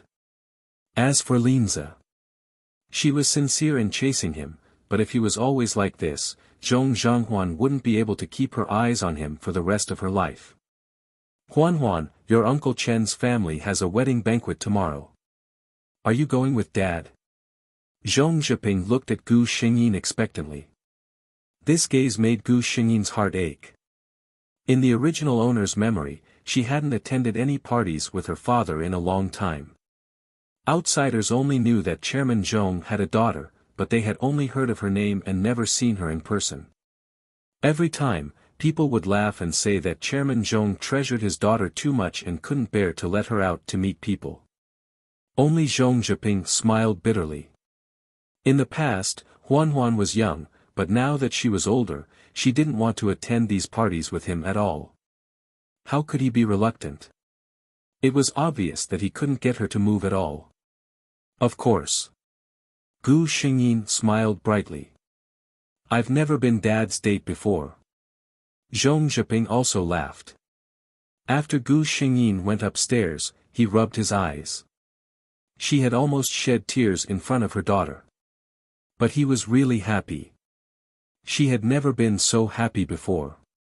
His daughter was finally sensible. She began to study hard and think for him. It was as if she had become the little princess who loved to stick to him and let him kiss and hug her. The next day was the weekend. Gu Xingyin woke up early in the morning. Zhong Zhiping had already hired a stylist for her. Gu Xingyin was happy and relaxed. She sat there and let the stylist dress her. Miss Zhong is so beautiful. The stylist's eyes were full of admiration. In her line of work, not only did she have to be good at fighting, she also had to be good at talking. She had said this to countless socialites and young ladies, both sincere and hypocritical. But this sentence was undoubtedly sincere. When she first saw Gu Xingyin, she hesitated for a moment. This Miss Zhong's temperament was too unruly. With such an aura, wearing a standard gown might not be a suitable choice. However, she was about to attend a wedding banquet, not a fashion week. It wasn't suitable for her to be too unique. However, after the makeup was done and the gown was put on, she realized that the person in front of her had changed.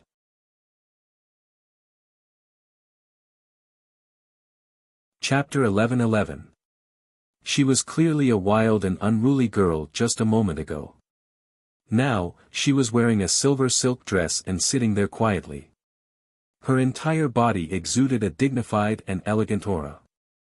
The makeup artist's eyes lit up when she saw this. Being able to change her aura according to the style of the dress at the right time was a quality that only professional models could have.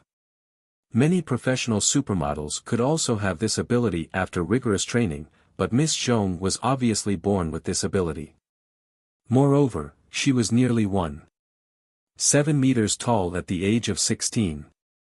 She could definitely develop in this direction. However, she looked at Gu Xingyin with some regret. A lady of this status would probably not be willing to enter that circle. She mentioned it vaguely.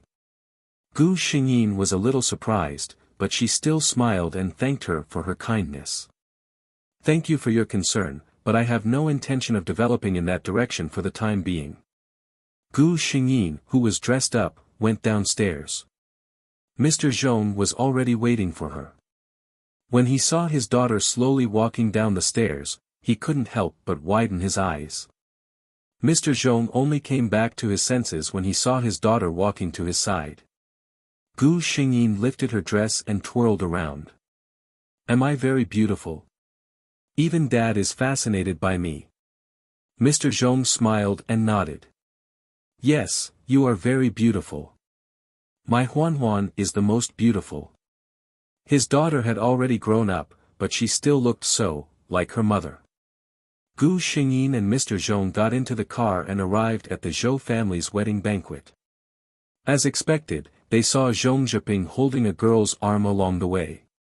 Looking at their expressions and Gu Xingyin's age, anyone with a discerning eye could immediately guess Gu Xingyin's identity.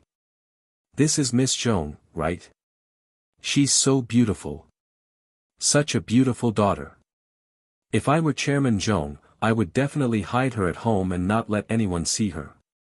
Zhong Zhiping's face was full of unconcealable joy. He had heard too many praises for him, so he didn't feel anything.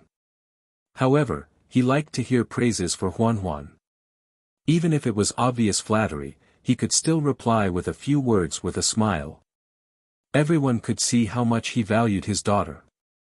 Naturally, they praised Gu Xingyin even more. Some people had speculated that Zhong Zhiping had a bad relationship with his only daughter. Now that they saw the appearance of the father and daughter, they dispelled the thoughts in their hearts.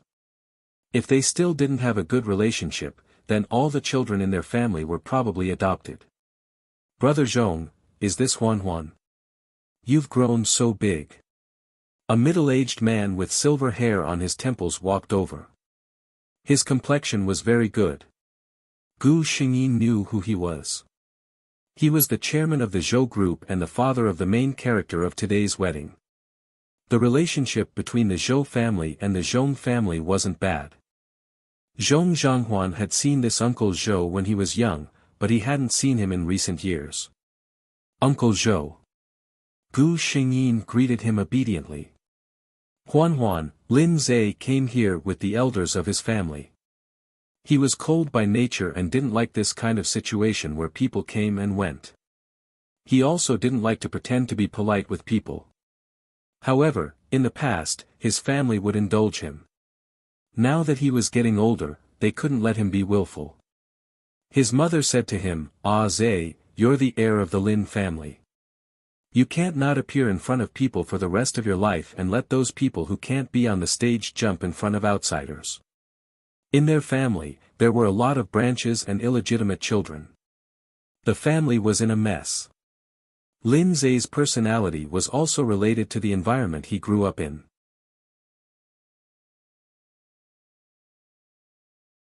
Chapter 11-12. Lin Zhe knew that it wasn't easy for his mother. His father was a bastard. It was considered a business marriage with his mother.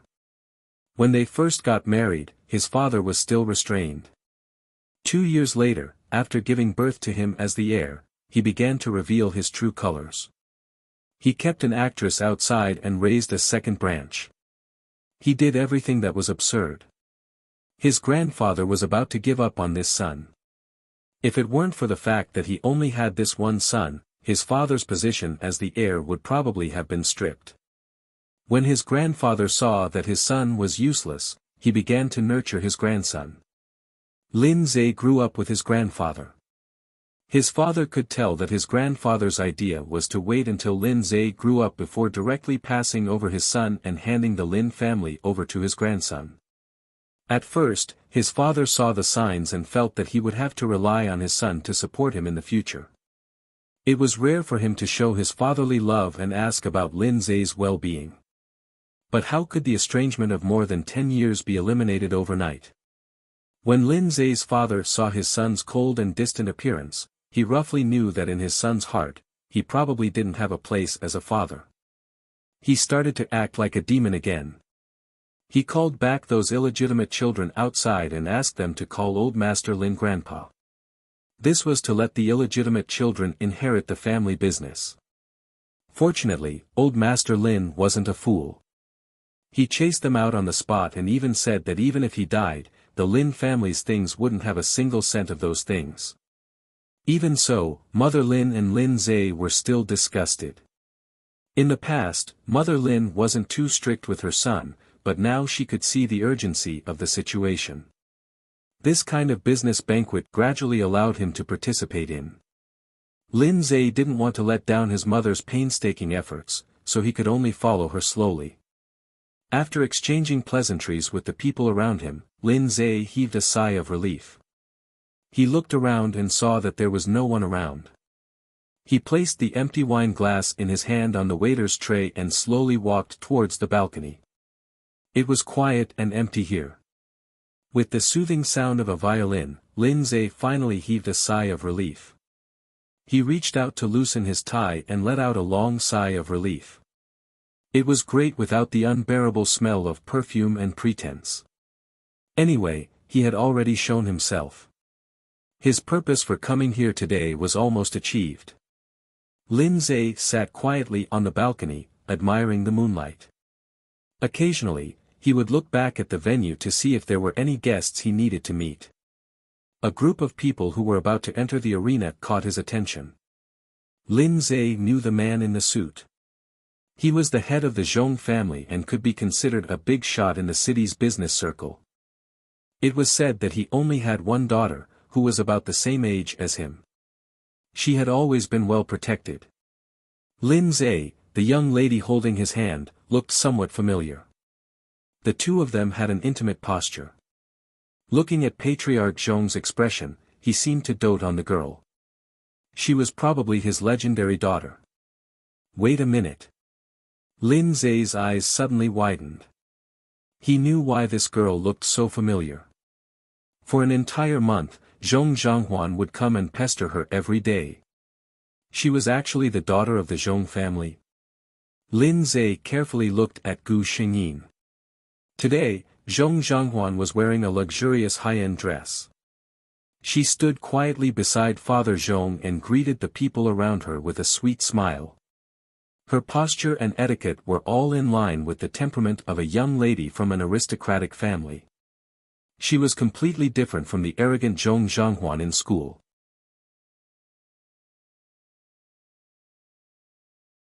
Chapter 11-13. Lin Zhe looked at the noble and elegant Zhong Zhanghuan in the crowd and was a little confused. Was this quiet and sweet girl in front of him really the same person as the flamboyant and wild Zhong Zhanghuan he knew? At this moment, Gu Xingyin happened to look over. Meeting Lin Zhe's complicated gaze, she seemed surprised for a moment and then smiled at him. Then, Lin Zhe saw her tilt her head and say something to Father Zhong, who also glanced over. Then, Gu Xingyin walked towards him. Lin Zhe subconsciously tensed up, but then he reacted. What was he doing? She was just a classmate. Why was he nervous about her arrival? Gu Xingyin even asked the waiter for 2 glasses of wine on the way. She came to Lin Zhe's side and handed him a glass. I didn't expect to meet you here. Seeing that Lin Zhe didn't let go, Gu Xingyin smiled. We're classmates after all. Aren't you going to give me some face? Lin Zhe reached out and took the glass in her hand. Lin Zhe watched as she leaned against the railing and slowly drank a glass of champagne. Although her posture was casual, it didn't reduce her elegance. The two of them didn't speak, and a strange atmosphere flowed between the two of them.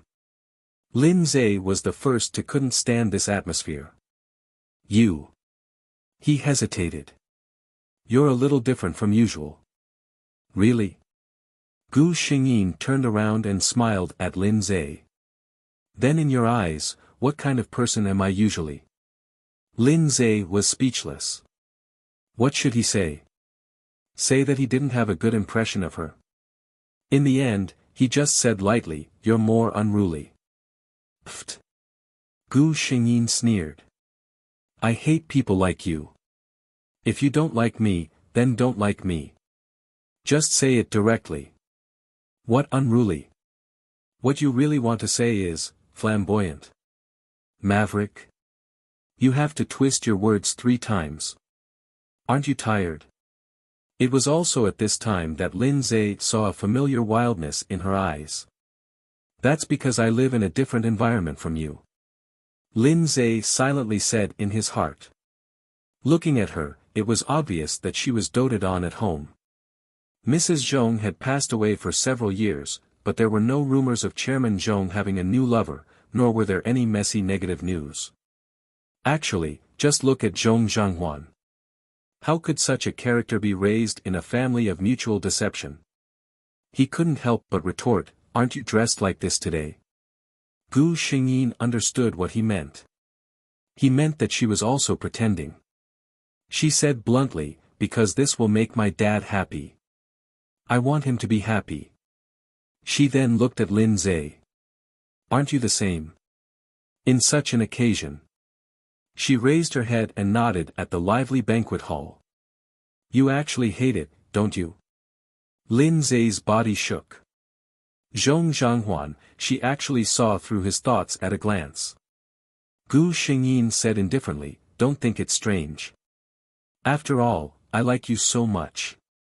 Naturally, I spent a lot of effort to find out your likes and dislikes. She was always like this. Whatever she liked, she directly put it on the table and didn't care about a girl's modesty at all. Lin Zhe didn't take her words to heart in the past, but now he suddenly felt a little strange. He couldn't help but look at Gu Xingyin. What if I never like you? Will you still like me?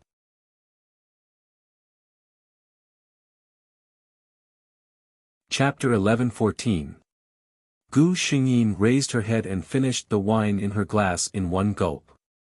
She turned to look at Lin Zhe. I like you. It's my business.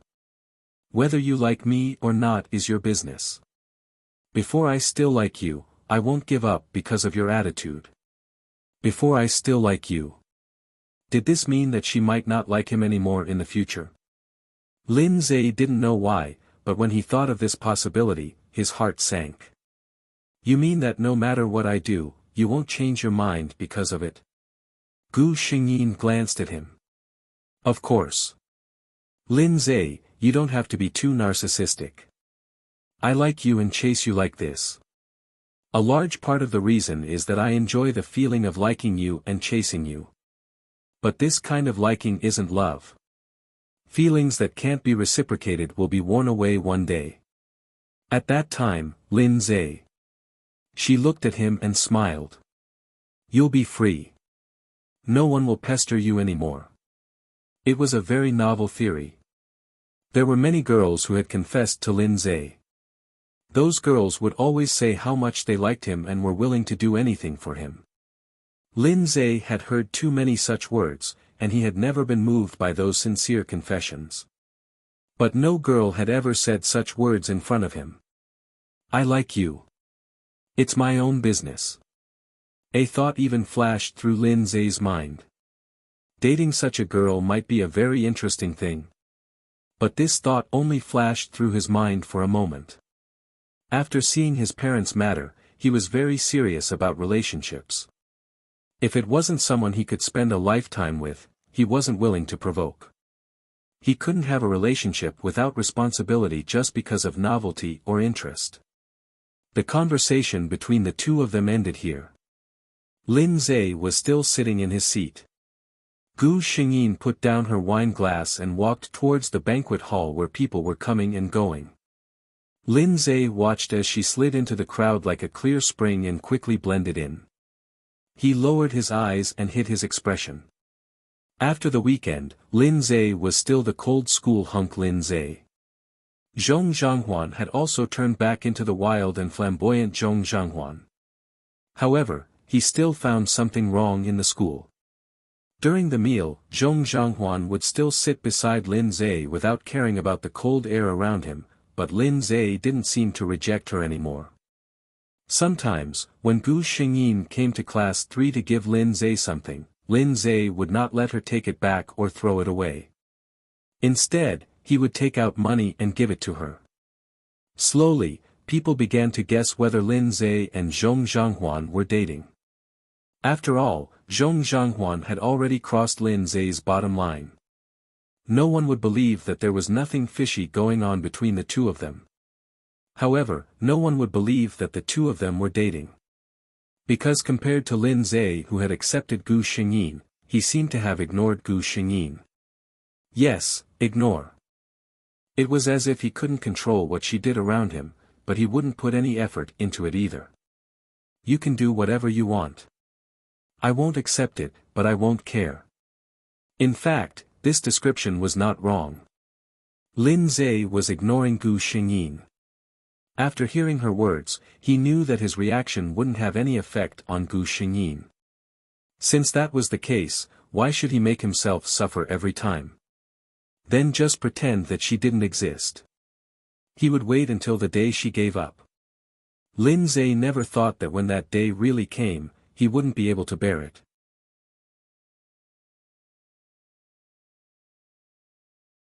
Chapter 11:15. Everyone in the school knew that Zhong Zhanghuan from grade 2 was crazily pursuing the school hunk, Lin Zhe. The teacher seemed to have received the news as well. However, Gu Xingyin's form teacher saw that this student had been serious about her studies recently and her grades had improved a lot. She had even entered the top 100 in the last monthly exam. She didn't know if there was the power of love in this, but seeing that nothing had happened, she didn't want to interfere rashly. What if the school's interference made this student return to how he used to be? The school banned puppy love and a series of other things. In the end, it was all to not delay the student's studies. If this matter became a motivation for the students to improve, as a teacher, she didn't have much of a right to stop it. In Class 2's classroom, Gu Xingyin sat obediently in her seat and practiced questions. A shadow suddenly fell over her head. She looked up. It was Chang Ru. This was a sports class, and it was a rare break. Everyone was relaxing on the field, but there was no one in the classroom. Class monitor, what's the matter? Gu Xingyin raised her eyebrows. Chang Ru shook her head out of habit and nodded. I do have something to talk to you about. Gu Xingyin put down her pen and waited for Chang Ru to speak. Chang Ru sat in the seat in front of her and looked at Gu Xingyin. Do you really like Lin Zhe that much? Over the past few days, she had seen everything that Gu Xingyin had done and how she had changed. If she didn't like Gu Xingyin to the core, who would be able to do what she did? Gu Xingyin looked at Chang Ru with a faint smile. This doesn't seem to have anything to do with the class monitor, right? What was this woman up to now? Class monitor, are you going to tell Teacher Chen? Chang Ru's face paled. Am I such a person in your eyes? Gu Xingyin didn't say anything, but the expression on her face said everything. Chang Ru recalled what she had done when she was jealous and resentful of her, and her expression darkened. Indeed, she had done something similar in the past. She couldn't help but soften her tone. Don't worry, I won't do that. She looked at Gu Xingyin seriously and said, I just think that you're good the way you are, really.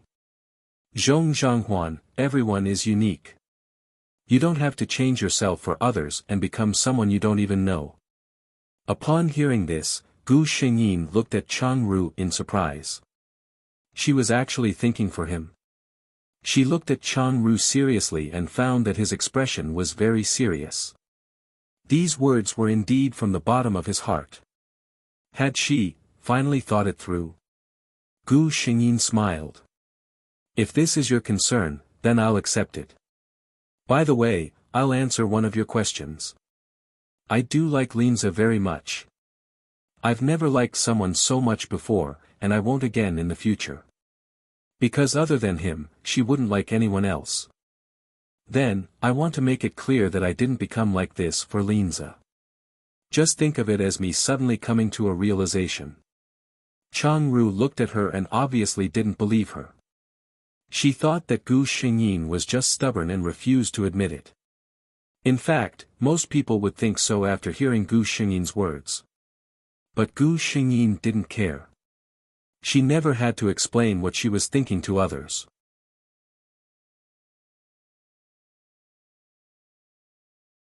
Chapter 11:16. In the end, Chang Ru sighed and left. She got the answer she wanted. It was time to let go. Gu Xingyin realized that Chang Ru's attitude towards her had changed again. She didn't treat her as well as before, nor did she secretly oppose her after becoming enemies with her. She began to treat Gu Xingyin as an ordinary classmate. Gu Xingyin heaved a sigh of relief. She didn't reject homosexuality. She hoped that Chang Ru wouldn't fall in love with someone like Zhong Zhanghuan in the future. Stubborn love often led to the final tragedy. Gu Xingyin didn't let go of her pursuit of Lin Zhe, but she was no longer as ostentatious as before. She would sit at the side when Lin Zhe was eating. She would watch all the basketball games, debates, and other events that Lin Zhe participated in at school. Her academic results had been improving at a fast pace. By the time she was in her second year of high school, she was already in the top 30. Even the people in school knew about the relationship between the two of them. The way they looked at Gu Xingyin changed from strange to blessings. This girl was really pursuing the person she liked with all her heart. Even Lin Zhe's friend said to Lin Zhe, "It's not that I want to say this, but brother, you might not be able to find a girl who likes you so much in your life." Lin Zhe didn't say anything. He didn't know how he felt about Gu Xingyin now. It didn't seem like he liked her. He didn't feel like he was blushing or his heart was racing when he looked at Gu Xingyin. But it wasn't completely true that he didn't like her. At least, Lin Zhe knew in his heart that after such a long time, that person's position in his heart was still different.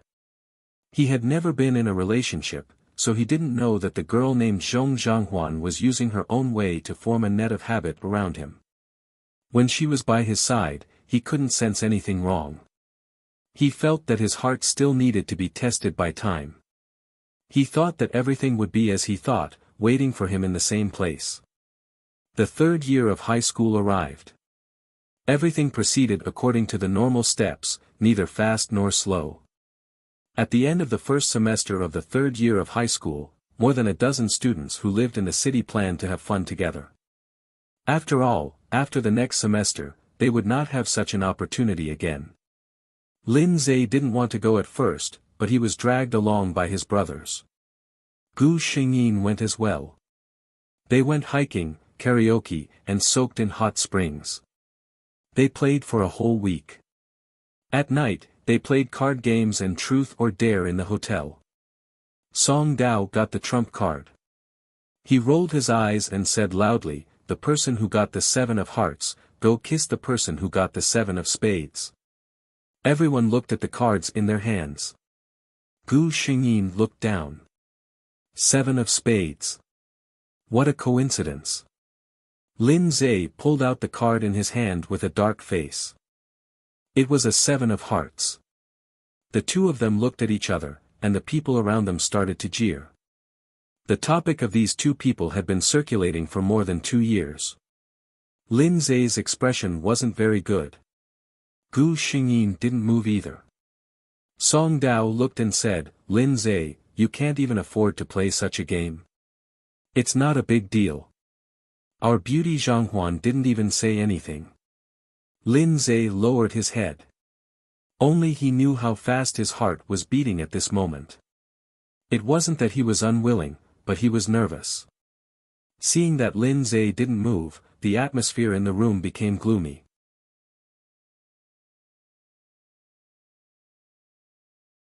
Chapter 11-17. They were all students of the same grade, so of course, they all knew that Gu Xingyin liked Lin Zhe. When they found out that the people who got these two cards were Gu Xingyin and Lin Zhe, they secretly wanted to matchmake the two of them. Now, the situation was a little awkward. Lin Zhe silently prepared himself mentally. Just as he was about to get up, he heard Gu Xingyin speak. She looked up with a smile and said, "It's just a game. Don't be so serious. I admit defeat. How about 3 glasses of wine as punishment?" Song Dao was secretly anxious, but when he heard this, he quickly said, "How can you let a girl drink as punishment? Lin Zhe, you have the guts to play games but don't have the guts to accept punishment. Quick, punish yourself with 3 glasses of wine." Lin Zhe's figure froze the moment Gu Xingyin spoke. He silently stiffened his body as he listened to her casually ask everyone to cancel the punishment. For some reason, unhappiness rose in his heart, but he didn't know what to say. He just remained silent as he picked up 3 glasses of wine and downed them. The others couldn't help but sigh when they saw his expression. It seemed that Lin Zhe really didn't like Zhong Zhanghuan. Even such a joke made him so angry. After such an incident, their enthusiasm had probably subsided quite a bit. After playing for less than half an hour, someone started to say that they were tired and wanted to rest early, so everyone dispersed. It was still early, and Gu Xingyin couldn't fall asleep, so she got up and went to the swimming pool outside the hotel to look at the night sky. She sat alone on the bench in boredom when she heard footsteps behind her. She turned around and saw Lin Zhe in a thick coat. Gu Xingyin looked at Lin Zhe walking over under the light and secretly sighed. Handsome men were indeed handsome no matter what. Lin Zhe couldn't sleep at first, so he got up and walked outside. He saw Gu Xingyin sitting alone by the swimming pool. The other party seemed to be sitting alone on the bench with a blank expression. He was so lonely that he didn't seem to fit in with the entire world. Gu Xingyin, young man, I'm just in a daze, don't overthink it.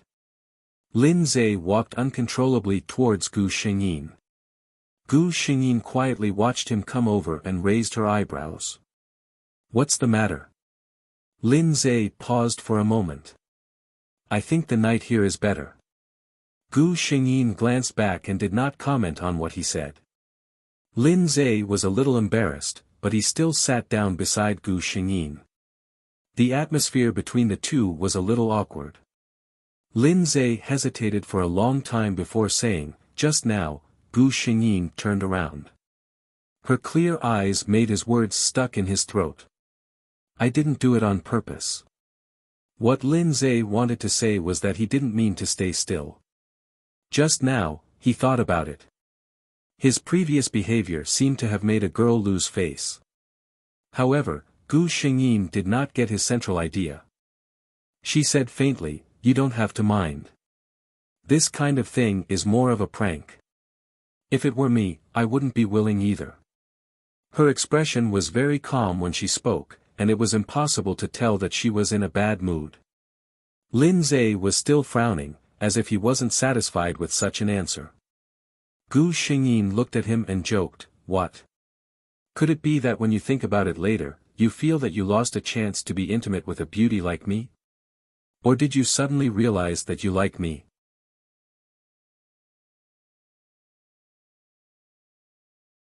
Chapter 11:18. Lin Zhe was silent. He wasn't sure of his true thoughts, so he didn't know how to tell Gu Xingyin. His silence, however, made others think it meant something else, silent rejection. Gu Xingyin's face darkened. She seemed to have lost interest in sitting here and watching the night sky, and got up. She said to Lin Zhe, I'm going back to my room, you can enjoy it. Good night. Lin Zhe, good night. Gu Xingyin turned and walked back to her room without looking back. As she walked, she talked to the only system she could communicate with. System, I think there's no hope between Lin Zhe and me for the time being. The system thought so too. Gu Xingyin was a little confused. Logically speaking, with my experience in many worlds, although he won't remember me, I don't have any soul ties. He can't have no feelings for me.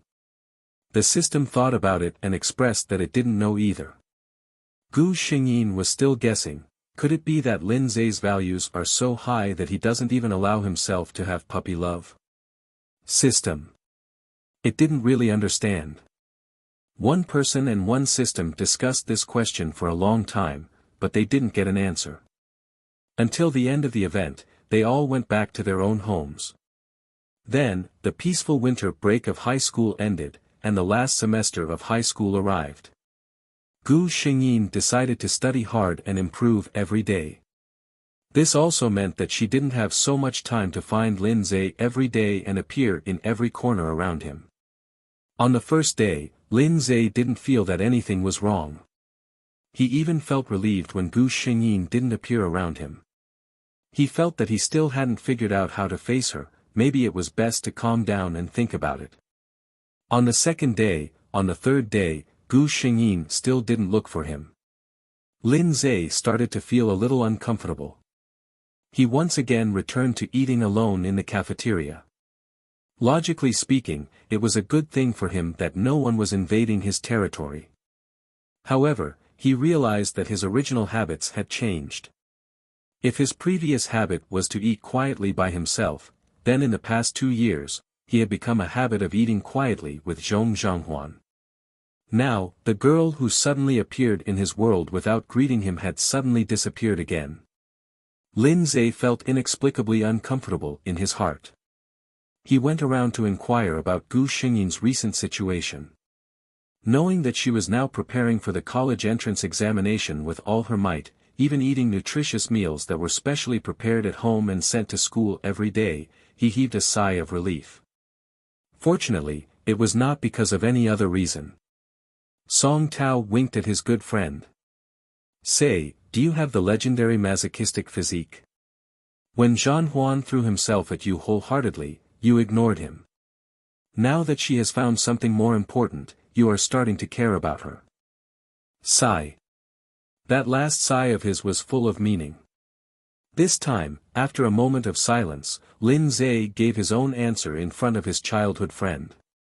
"It's not that I don't care, it's just that I don't know what I'm thinking." Song Tao's eyes lit up. "Looks like there's hope." He hurriedly pulled Lin Zhe to the side and asked, "Brother, what do you mean? Could it be that you actually have feelings for Zhan Huan in your heart?"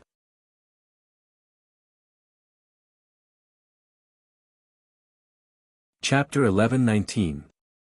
As a close friend of Lin Zhe, Song Dao quite liked Zhong Zhanghuan. After all, they were brothers. Everyone hoped that he could find a good girlfriend, right? According to the situation of the Lin family, it was best if Lin Zhe's future wife was someone who could help him.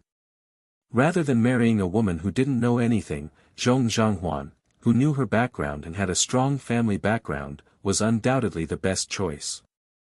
Putting that aside, Li Yundong's expression changed drastically. Song Dao still said the same thing, "Lin Zhe, in this world, there might never be a girl like Zhong Zhanghuan who likes you as much as she does now." As a brother, he hoped that Lin Zhe could be happy. Of course, if Lin Zhe really didn't like Zhong Zhanghuan, he wouldn't force him. When it came to relationships, it was naturally about mutual consent. If Lin Zhe didn't like her, even if Zhong Zhanghuan loved him so much that she was willing to die for him, it would still be a passion. But looking at it now, Lin Zhe clearly didn't have no feelings for Zhong Zhanghuan. Song Dao was his good brother, so Lin Zhe didn't hide it from him. "I think I might like her a little. But I'm not sure if this like can make me decide to continue walking with her." Song Dao looked at him with a gaze that was a little exasperated at his failure to live up to expectations. To be able to make Lin Zhe say such words, it proved that he definitely liked Zhong Zhanghuan in his heart. In this day and age, if you were a man, just go straight to her if you liked her. What were you still blabbering about?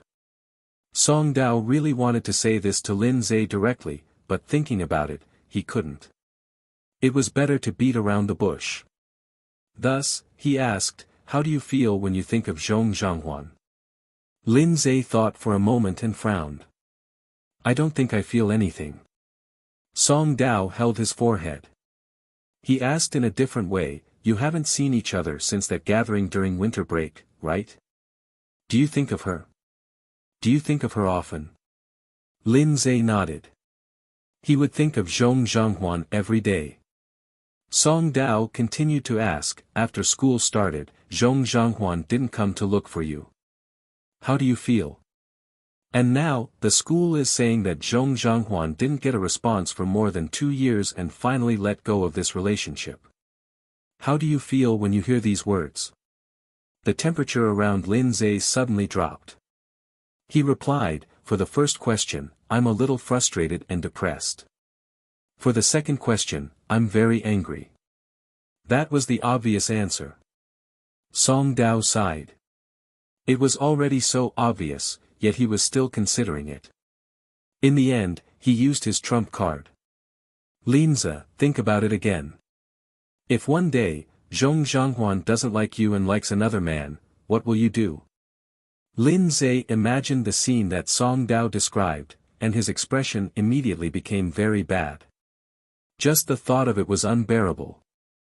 Song Tao knew the answer when he saw his expression. He sighed and patted Lin Zhe's shoulder.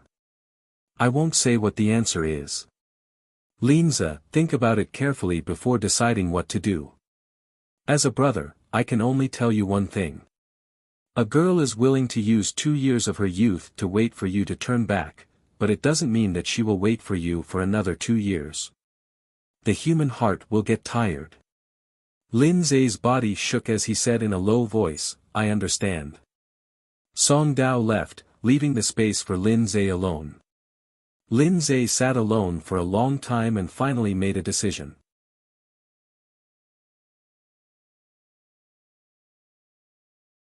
Chapter 11:20. Class 3. It was the end of class at noon, but other than the students who went out to solve their physiological needs, no one else left their seats. As far as the eye could see, all of them were scribbling furiously. The entire classroom was very quiet, and only the sound of pens landing on test papers could be heard. In the 3rd year of high school, even the most mischievous students began to take it seriously. This was a semester that concerned the future of their lives. They were already around 18 years old and had begun to understand that they had to be responsible for their own lives. Jean Huan, someone is looking for you. The crisp voice of a classmate near the window interrupted everyone's thoughts. Many people looked up curiously and saw the boy standing outside the window. The weather had begun to warm up. Lin Zhe took off his thick coat and wore a light jacket. From beginning to end, he was full of the smell of youth. Gu Xingyin stopped writing and frowned as she looked at Lin Zhe outside the window. She then looked at the gossipy eyes of many students in the class. She resigned to her fate and put down her pen and walked towards the classroom door. Lin Zhe stood outside the classroom and looked at Gu Xingyin. They hadn't seen each other for more than a month, and this was the first time he looked at Gu Xingyin so seriously. The girl in front of him didn't have her hair tied up in a ponytail like other girls, nor did she have soft black hair falling behind her ears. Her hairstyle was always so exquisite, as if she would change it every 2 or 3 months. There were traces of light makeup on her face. It wasn't exaggerated. Her earrings today were a few small silver crosses. On her neck was a cross necklace of the same style as her neck, a gray t-shirt, 3/4 jeans, a long trench coat, and even a rather exaggerated ring on her left hand. With her appearance, she could be photographed casually on the streets. Why are you looking for me? Gu Xingyin asked. Lin Zhe came back to his senses and asked, I want to ask, do you have time after school? Gu Xingyin thought for a moment and shook her head. I hired a tutor at home and made an appointment every day. Lin Zhe didn't give up. What about the holidays? Gu Xingyin replied, I promised my father to visit my grandfather in another city this month, so I don't have time. She frowned and asked, do you have something to do? Lin Zhe wanted to say yes. But looking at Gu Xingyin's pale face, she could tell that she had been very tired from her studies. If he confessed to her at this time, would it affect her studies? He thought for a moment and guessed that she would. He swallowed the words at the tip of his tongue and said, nothing important. Gu Xingyin looked at him suspiciously. She didn't see anything from his expressionless face, so she nodded and said, all right then. If there's nothing else, I'm going to the classroom. There are still a few test papers that I haven't finished. Lin Zhe could only say, all right then, you go. I'll go back to class too. Then, he watched as Gu Xingyin turned around and entered the classroom. Just like the people around her, she buried herself in the thick stack of test papers. He didn't even raise his head to look at her. Seeing her like this, Lin Zhe suddenly felt a little flustered. He recalled Song Dao's words. A person's heart will get tired. She's willing to spend 1 or 2 years waiting for you to come back, but she might not be willing to spend another 2 years. No way. He told himself. When the college entrance exam was over, he would confess to her. It wasn't too late.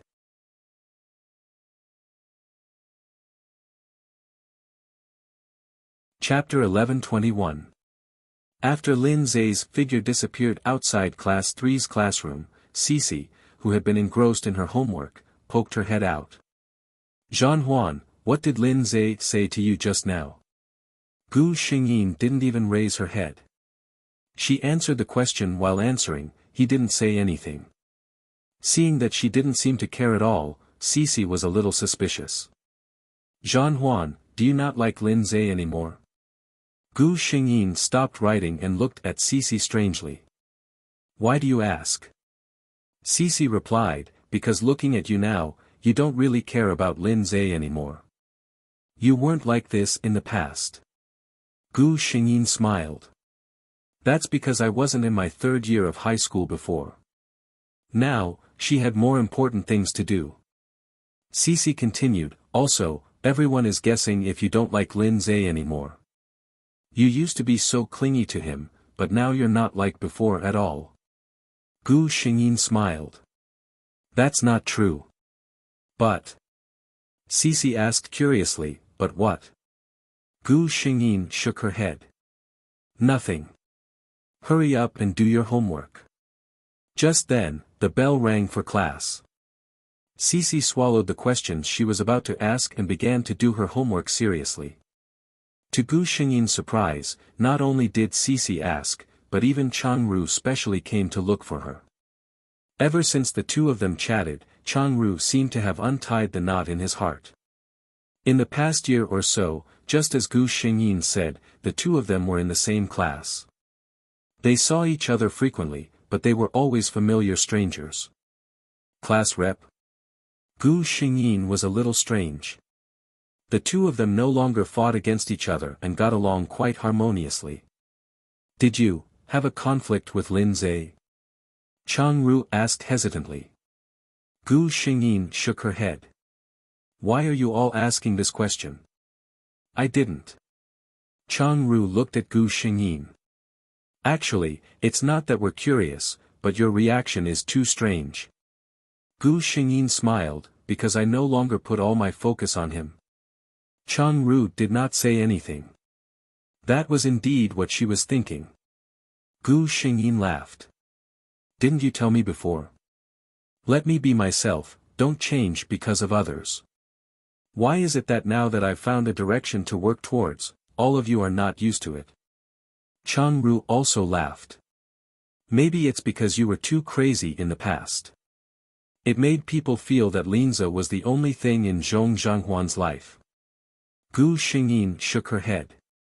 "No one is the only one in a person's life.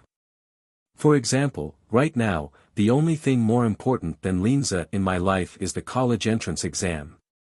The conversation between the two ended here. The college entrance examination was getting closer and closer. Gu Xingyin never went to Linza again. No one had the time to care about the gossip between the two of them anymore. Occasionally, Gu Xingyin would hear some news about a freshman confessing to Lin Zhe, but Lin Zhe rejected her. Lin Zhe participated in the city's high school boys basketball competition and won the Best Player award. The closer it was to the college entrance exam, the busier she became. Not only did she have to prepare for the college entrance exam, but she also had to prepare for her dream of being a designer. There was only a month left until the college entrance exam. In the original plot, the luxury brand representative who had specially come to Z for the fashion week finally arrived. Gu Xingyin sent the works she had prepared for an entire month to the address. At this moment, there was still a month until the college entrance exam. As the time approached, the atmosphere in the class became more and more tense.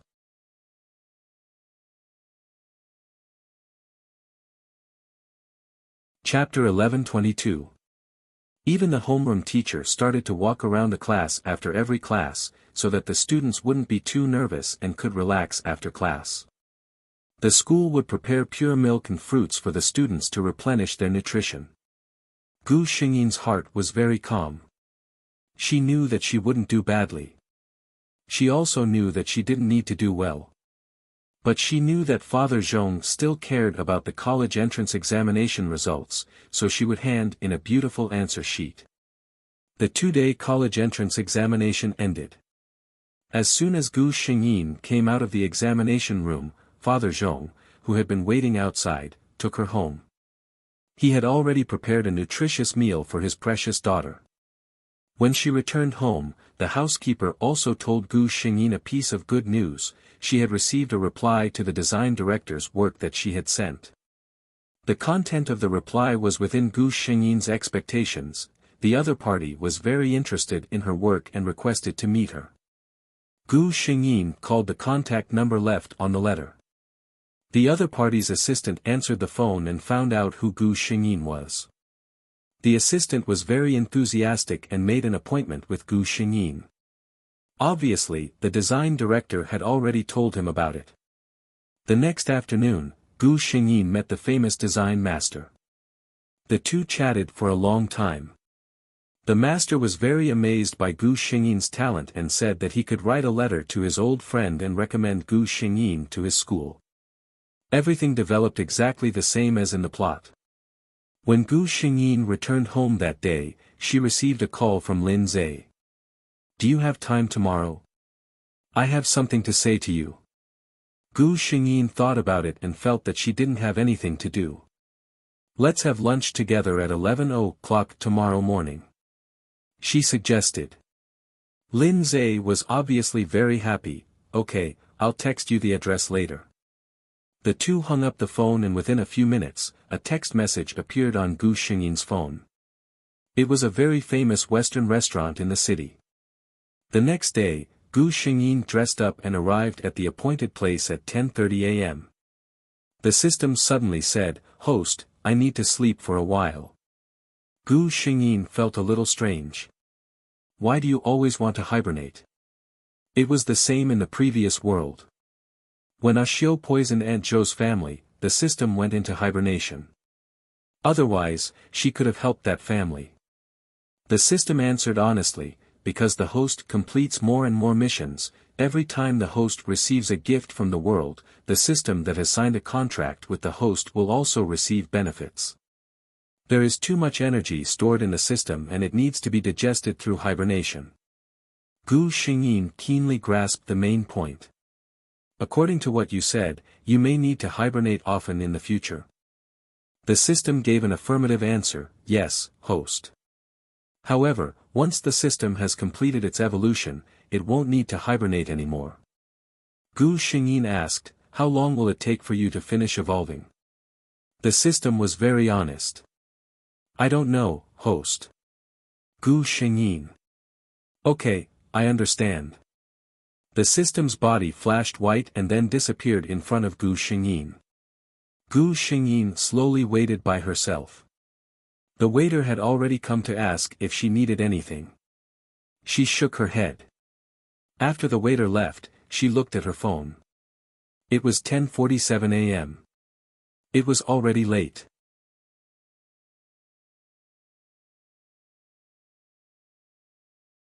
Chapter 11:23. Time passed slowly, and the needle on the watch accurately pointed at 11 o'clock. Lin Zhe hadn't arrived yet. Gu Xingyin lowered her eyes. No matter what the reason was, she was angry. Didn't he even know how to call? At 11:10, there was still no one, and there was no sound from her phone. When the waiter came over again to ask if she needed anything, Gu Xingyin said that there was no need. She picked up her phone and sent a text message to Lin Zhe, then got up and left. She was still wondering why Lin Zhe asked her out today. Now that she thought about it, maybe he was just on a whim. Lin Zhe didn't reply to her text for 2 days. On the day the college entrance examination results came out, Gu Xingyin also received an invitation from a distant country. Gu Xingyin didn't attend the teacher appreciation banquet. When Lin Zhe finally came to school and wanted to apologize to that girl and express his feelings, he couldn't find her. He asked a classmate from class 3, and that person replied, "You mean Zhan Huan? She went abroad." Yesterday, she even showed off the admission invitation and plane ticket in the class group. It's the famous Grice School of Design. Becoming a designer seems to have been her dream all along. The word abroad was like a heavy hammer hitting Lin Zay's head, and his face turned pale. That classmate looked at him strangely and said, "Lin Zay, are you okay?" Lin Zay came back to his senses and said absent-mindedly, "It's too hot today. I just came in from outside, so I might have a heat stroke." That classmate was still a little worried. Lin Zay forced himself to say, "I'm fine, I'm just a little dizzy. I'll be fine after drinking some water and resting." He returned to his seat in a daze. Everything that happened after that was meaningless in Lin Zay's eyes. He watched numbly as others cried and laughed, toasted, and took photos. He just sat there quietly, as if all of this had nothing to do with him. Yes, it didn't matter. But he always gave people the feeling that he wasn't easy to get close to, and no one noticed that something was wrong with him. When everything was over, Song Dao, who came to look for him, saw that something was wrong with his expression. At this moment, most of the people had left, and Lin Zay was the only one left in their private room. Lin Zay looked up with a blank expression on his face. She went abroad. Song Yao was stunned for a second before she realized who he was referring to. He was a little surprised. Zhong Zhanghuan went abroad. When? Lin Zay shook his head. "I don't know. I just found out." Song Tao immediately grasped the main point. "No, you said that Zhong Zhanghuan went abroad and didn't tell you." Lin Zay nodded. Song Tao frowned. "This shouldn't be. She shouldn't have hidden this from you. Did she confess to you and you rejected her?" Lin Zay shook his head again and talked about the matter from a few days ago. "Fuck." Song Tao's eyes widened. "You mean to say that you took the initiative to ask her out, but she waited for you for more than an hour, and then you didn't even send her a message?" Song Tao sighed, "Brother, I have no choice. No matter which girl it is, they can't stand it." Lin Zay growled, "I didn't fucking expect that I would receive news of my mother fainting and being hospitalized as soon as I left the house. When I reached the hospital, I remembered to call her and realized that my phone had been stolen. At that time, I thought that I would explain it to her in 2 days. Who knew? Who knew? Who knew that when he looked for her, he couldn't get through her phone and she wasn't even in the country?"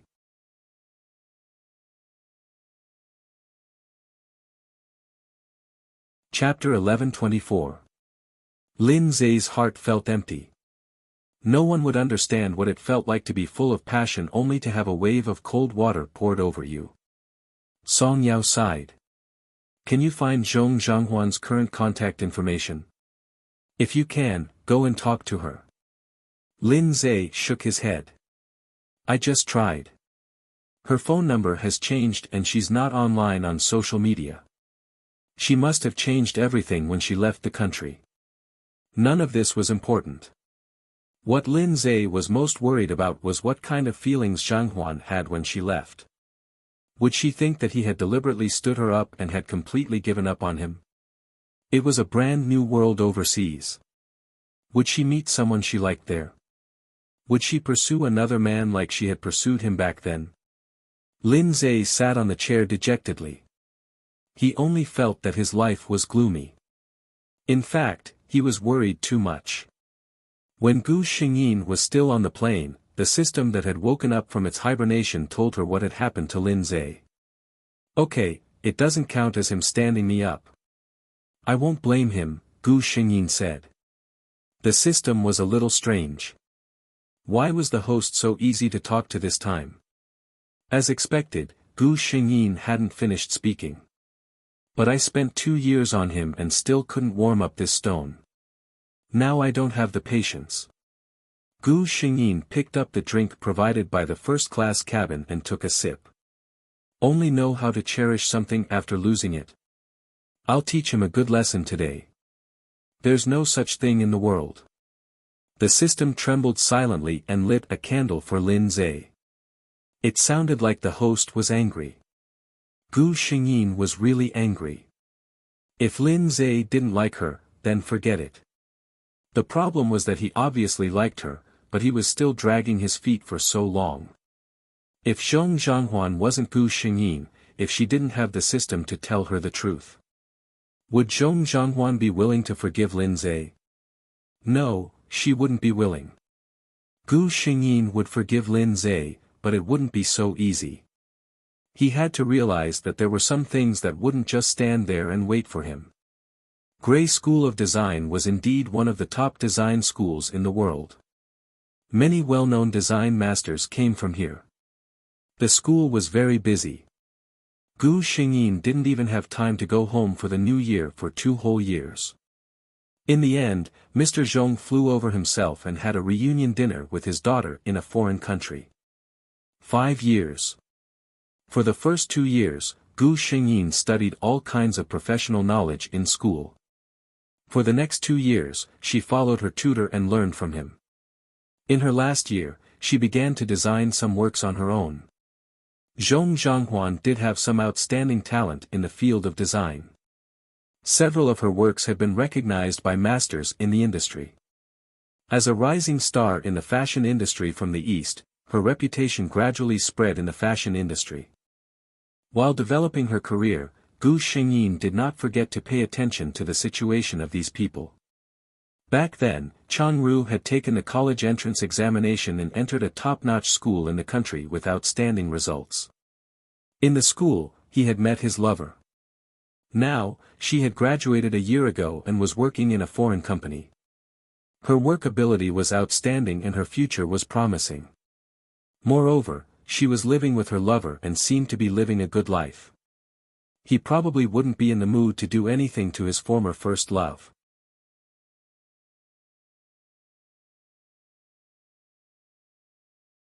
Chapter 11:25. As for Lin Zhe, he also entered university with the college entrance examination, but he chose a local university famous for financial management. When he was in his 3rd year of university, he started to come into contact with the Lin family's family business. During his internship, Old Master Lin directly gave him a department. Now, Lin Zhe was the general manager of the Lin Corporation. Young, handsome, and the crown prince of the Lin Corporation. Many young and beautiful girls wanted to be in front of him. Not to mention marrying into a rich family, having a romantic relationship with such a handsome general manager was also a good thing, okay? Unfortunately, Lin Zhe was famous for not understanding romance. The women outside of the Lin Corporation all rejected him with cold faces. The employees of the Lin Corporation, other than rejecting him, also included a termination letter. Such a ruthless style caused the number of girls around him to decrease a lot. Lin Zhe's reputation for not understanding romance also spread. But there were still many girls who were quite confident in themselves. They felt that those people couldn't get Lin Zhe because they weren't good enough. And they might be the Cinderella who moved the prince's heart. Song Dao, the only one who knew Lin Zhe's thoughts, sighed, saying that the girls were thinking too much. Song Dao came to the headquarters of the Lin Corporation. The employees of the Lin Corporation all knew that he was a good friend of the general manager. The general manager had personally said that there was no need to stop him. Song Dao went all the way to the general manager's office on the top floor without any obstruction. The office was very quiet. Lin Zhe was looking at something in front of the desk. Song Dao immediately saw the fashion magazine spread out on the sofa. Lin Zhe's secretary had always been puzzled by the general manager's inexplicable attention to this fashion magazine. After all, Lin Zhe's personality didn't seem like someone who pursued these things. Song Dao was probably the only one who knew the reason behind this. He picked up the magazine and opened the front page to see this familiar person. Best New Designer by APBE. TSK, Zhanhuan has been doing well these 2 years. In the picture, Gu Xingyin was dressed neatly. She held an exquisite trophy in her hand and smiled brightly while surrounded by a group of models. Lin Zhe looked up and put down the information in his hand. He didn't speak. Song Dao suddenly looked at him and said, "It's been 5 years, Lin Zhe. What are you thinking in your heart?" If you really love her so much, go find her. No matter how much you struggle and endure here, she won't know. Lin Zhe didn't speak. In the beginning, he was really busy. He was busy with his studies and fighting with the people in his family's company. But in the end, he had completely gained a foothold in Lin Group. As long as he wanted to, he could go to Grey Academy to find Gu Xingyin. But he didn't dare. He was afraid that if he went over, he would see Gu Xingyin nestled in someone else's arms with a smile on her face. In front of Song Dao, he did not need to disguise himself. Lin Zhe covered his face and said in a low voice, "All the hesitation and fear in my life have been given to her. I don't dare to look for her." Song Dao looked at his good friend and couldn't help but sigh. Who would have thought? 5 years ago, Zhong Zhanghuan presented his heart to Lin Zhe, practically begging him to accept it. But at that time, Lin Zhe didn't realize his own heart. 5 years later, Lin Zhe put all his attention on Zhong Zhanghuan, but he didn't even dare to make a phone call. As someone who had watched the entire process, he only felt that all of this was simply too dramatic. Perhaps this was the so-called Heavenly Tao's reincarnation.